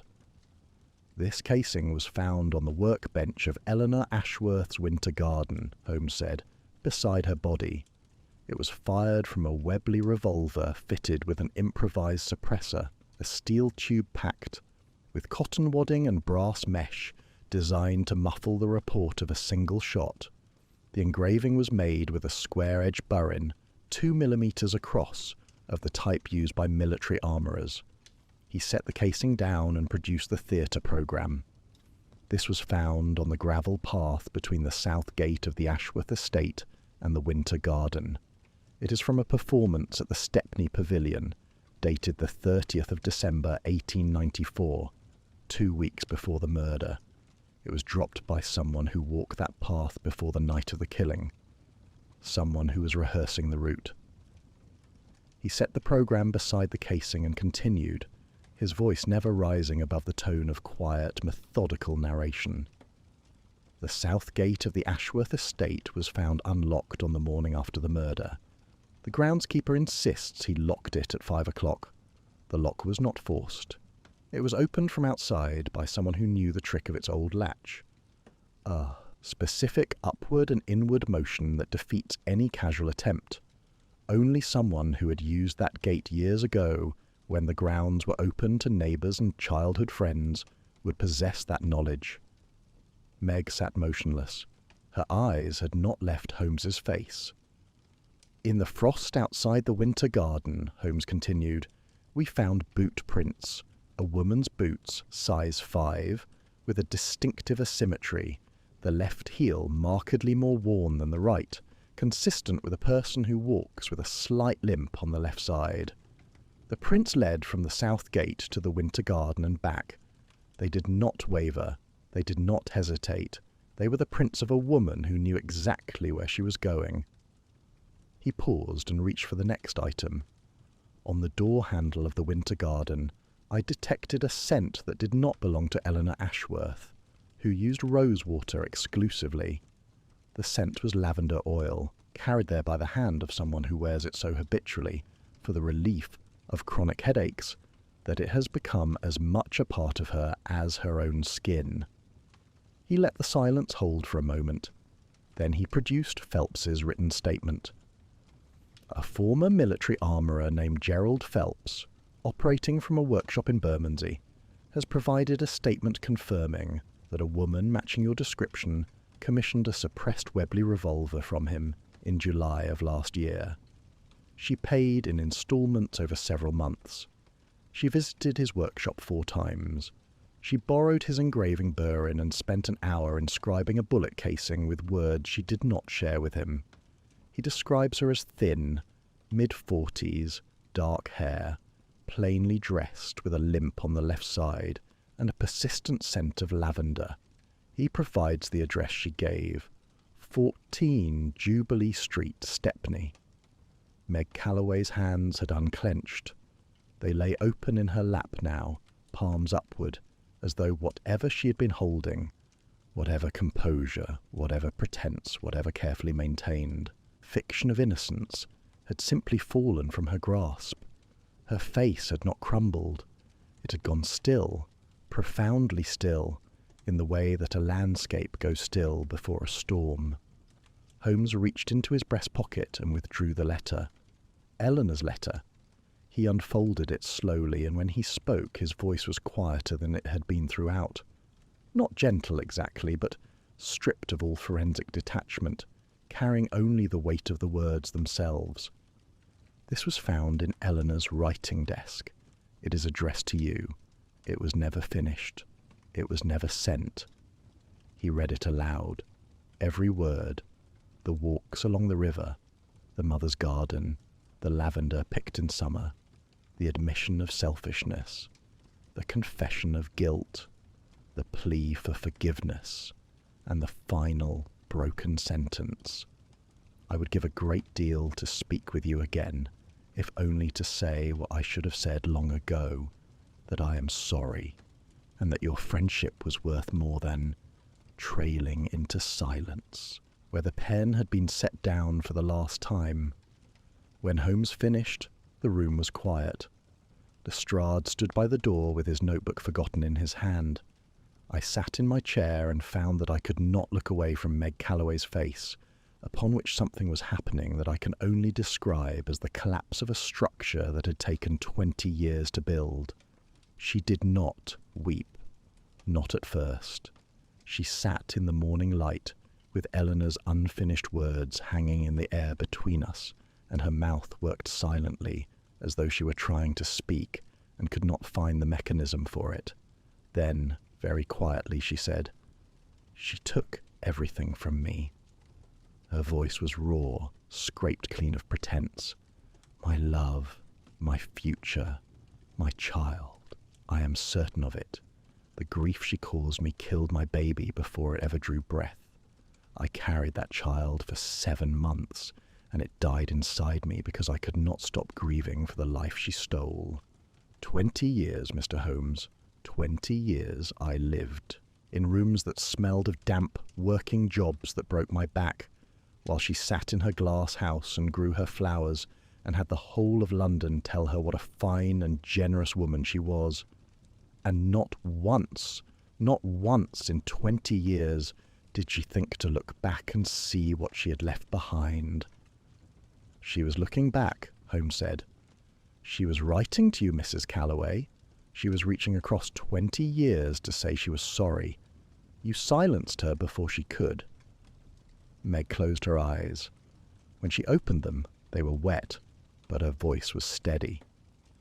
"Then we are both too late." Lestrade stepped forward.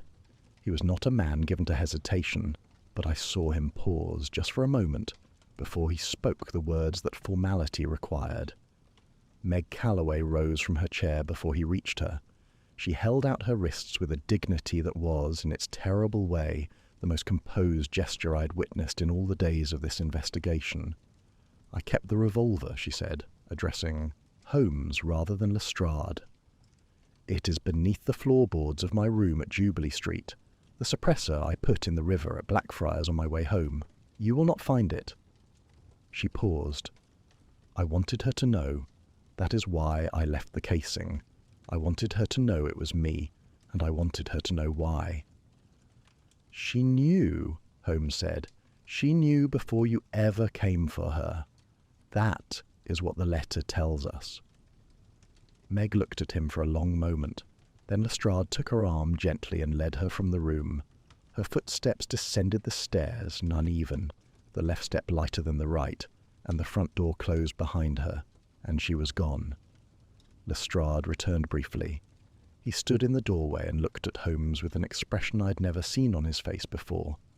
Not admiration exactly, but something adjacent to it, coloured with the particular humility of a man who has been shown, beyond all argument, how thoroughly he was wrong. "I would have charged Arthur Ashworth," he said quietly. "Yes," Holmes replied. "You would have." Lestrade nodded, once, and left. Chapter 10. The Last Orchid. It was 3 weeks before the matter was fully settled, and in that time the machinery of justice performed its familiar grinding work. Margaret Calloway was charged with the wilful murder of Eleanor Ashworth and remanded to Holloway Prison to await trial. She entered no plea at her initial hearing, but her solicitor, a young man appointed by the court, earnest and visibly shaken by the particulars of the case, indicated that she would not contest the facts. The revolver was recovered from beneath the floorboards of her room at Jubilee Street, precisely where she had said it would be. The suppressor was never found. The newspapers, which had spent the preceding fortnight constructing an elaborate case against Arthur Ashworth in their pages, pivoted with the shameless agility that is the particular gift of the press. The husband was now recast as a tragic figure, a flawed man certainly, but an innocent one, wrongly suspected, while the true killer moved unseen through the shadows of a 20-year-old grievance. Several editorials expressed sympathy for his ordeal. None mentioned that the same publications had, days earlier, all but pronounced him guilty. Arthur Ashworth himself did not emerge well from the aftermath, though not in the manner the public had anticipated.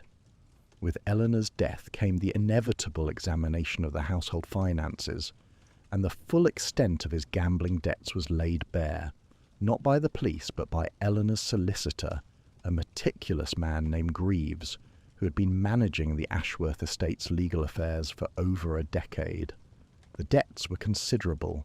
The pawned jewellery was catalogued and traced across half a dozen establishments between Hampstead and Aldgate. Arthur, stripped of the secret he had fought so desperately to conceal, made no attempt at further deception. He confessed everything to Greaves, submitted to a full accounting, and announced his intention to sell the Hampstead estate to satisfy his creditors. He would keep nothing, he said, that he had not earned himself. Whether this represented genuine contrition, or merely the exhaustion of a man who had run out of lies, I could not determine. Perhaps it was both. The two are not always distinguishable. Dr. Julian Thorpe, freed from the burden of Eleanor's secret, published a paper in the British Medical Journal on degenerative cardiac conditions in women, a subject that had received scant attention from the medical establishment, and which Thorpe addressed with a rigour and a compassion that suggested his patient had left a deeper mark upon him than professional duty alone could account for. The paper was well received. He dedicated it, in a footnote that only those who knew the circumstances would understand, to a woman of extraordinary courage who wished to be remembered for her works rather than her afflictions. I read it with a heaviness that I could not quite explain, except that it seemed to me another fragment of Eleanor Ashworth's unfinished life, another letter of a sort, written on her behalf by someone who had known her, and wished the world to know her too. Thomas Fenton, the disgraced nephew, found employment with a household in Richmond, a position secured, I later learned, through the quiet intervention of Sherlock Holmes, who had written a carefully worded letter to the new employer, attesting to the young man's character, without precisely explaining how he had come to form an opinion of it. Holmes never mentioned this to me. I discovered it by accident, months later, when Fenton himself appeared at Baker Street to repay a debt I had not known existed.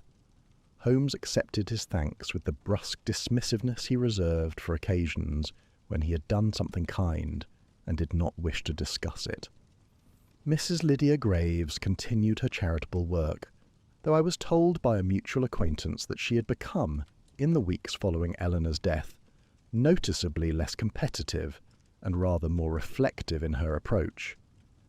She made a substantial anonymous donation to the East End Women's Shelter, Eleanor's most cherished project, and was heard to remark at a luncheon that Eleanor Ashworth had been a finer woman than she had been willing to admit. Whether this represented a genuine change of heart, or merely the temporary softening that proximity to death produces in the living, I cannot say. But I noted it, and I hoped it was the former. Of Meg Calloway I heard little. The trial was set for the spring assizes, and her solicitor was said to be preparing a defence grounded in diminished responsibility, arguing that 20 years of grief, poverty, and mental deterioration had rendered her incapable of rational judgment.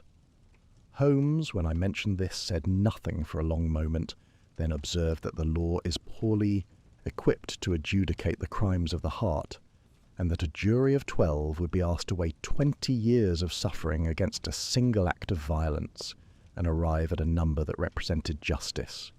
He did not sound confident that such a number existed. I visited the Ashworth estate one final time in early February, before the house was put up for sale. Mrs. Aldridge was still in residence, overseeing the packing and cataloguing of Eleanor's possessions with the devoted efficiency of a woman performing her last service for a mistress she had genuinely loved. She admitted me without question, and asked if I wished to see the winter garden. I did. It was unchanged. The orchids were still alive. Mrs. Aldridge had been tending them daily, watering and misting and adjusting the ventilation with a care that bordered on the sacred. The flagstones had been scrubbed clean. The workbench had been tidied. The gardening gloves had been folded and placed in a drawer. But the warmth remained, and the scent of damp earth, and the extraordinary profusion of colour that Eleanor had cultivated in defiance of the January cold. I stood among the orchids for some time. I thought of Eleanor, of the letter she had never finished, of the woman she had been trying to reach across the silence of 2 decades. I thought of Meg, who had carried her grievance like a stone in her chest until it became indistinguishable from her heartbeat, and I thought of the distance between intention and action, how Eleanor's hand had rested on the pen, forming the words that might have changed everything, and how that hand had been stilled before the sentence was complete. On the shelf nearest the door, a single white phalaenopsis orchid was in full bloom, its petals luminous, almost translucent, curving outward with a delicacy that seemed impossible for January. Mrs. Aldridge, who had followed me in, noticed my gaze. "That was her favourite," she said. "She called it her moth orchid. She said it reminded her of something beautiful that only comes out at night when no one is watching." I asked if I might take it. Mrs. Aldridge hesitated, then nodded. I cut the stem carefully with the pruning shears from Eleanor's workbench and wrapped it in my handkerchief. Later that evening I pressed it between the pages of my journal, where it remains to this day, a pale, fragile thing, preserved imperfectly, its beauty arrested at the moment of severance. At Baker Street, Holmes was in a contemplative mood. He sat in his chair by the fire with his pipe unlit, turning the engraved casing over in his fingers as he had done on the first night of the investigation. I told him about the orchid, and about Mrs. Aldridge, and about the house being sold. He listened without comment. "This case troubles you," I said. "It does." He set the casing down on the arm of his chair. "It troubles me because there was no villain in it, not in the way I've come to understand villainy, the calculated cruelty of a Moriarty, the cold ambition of a blackmailer, the animal violence of a common thug. What we found instead was grief. Ordinary, human grief, left untended for so long that it curdled into something unrecognizable. Meg Calloway was not born a murderer. She was made one slowly, by degrees, by the accumulated weight of loss and silence, and the particular poison of comparing one's own suffering to another's happiness. He paused, and when he spoke again, his voice was quieter. Had that letter been posted a week earlier, Watson, we would never have been summoned. A single sheet of paper, a few lines of honest remorse, and Eleanor Ashworth would be alive today, tending her orchids, and Margaret Calloway would be reading those words in her room in Stepney, and perhaps, the machinery would have stopped, the bomb would have been dismantled, the past would have released its hold. "You cannot know that," I said. "No," he agreed, "I cannot, but I believe it, and that is what troubles me most, not the crime itself, which was executed with a competence I am obliged to acknowledge, but the nearness of its prevention. The margin between tragedy and redemption was measured in days, Watson, in days, and in the courage to post a letter."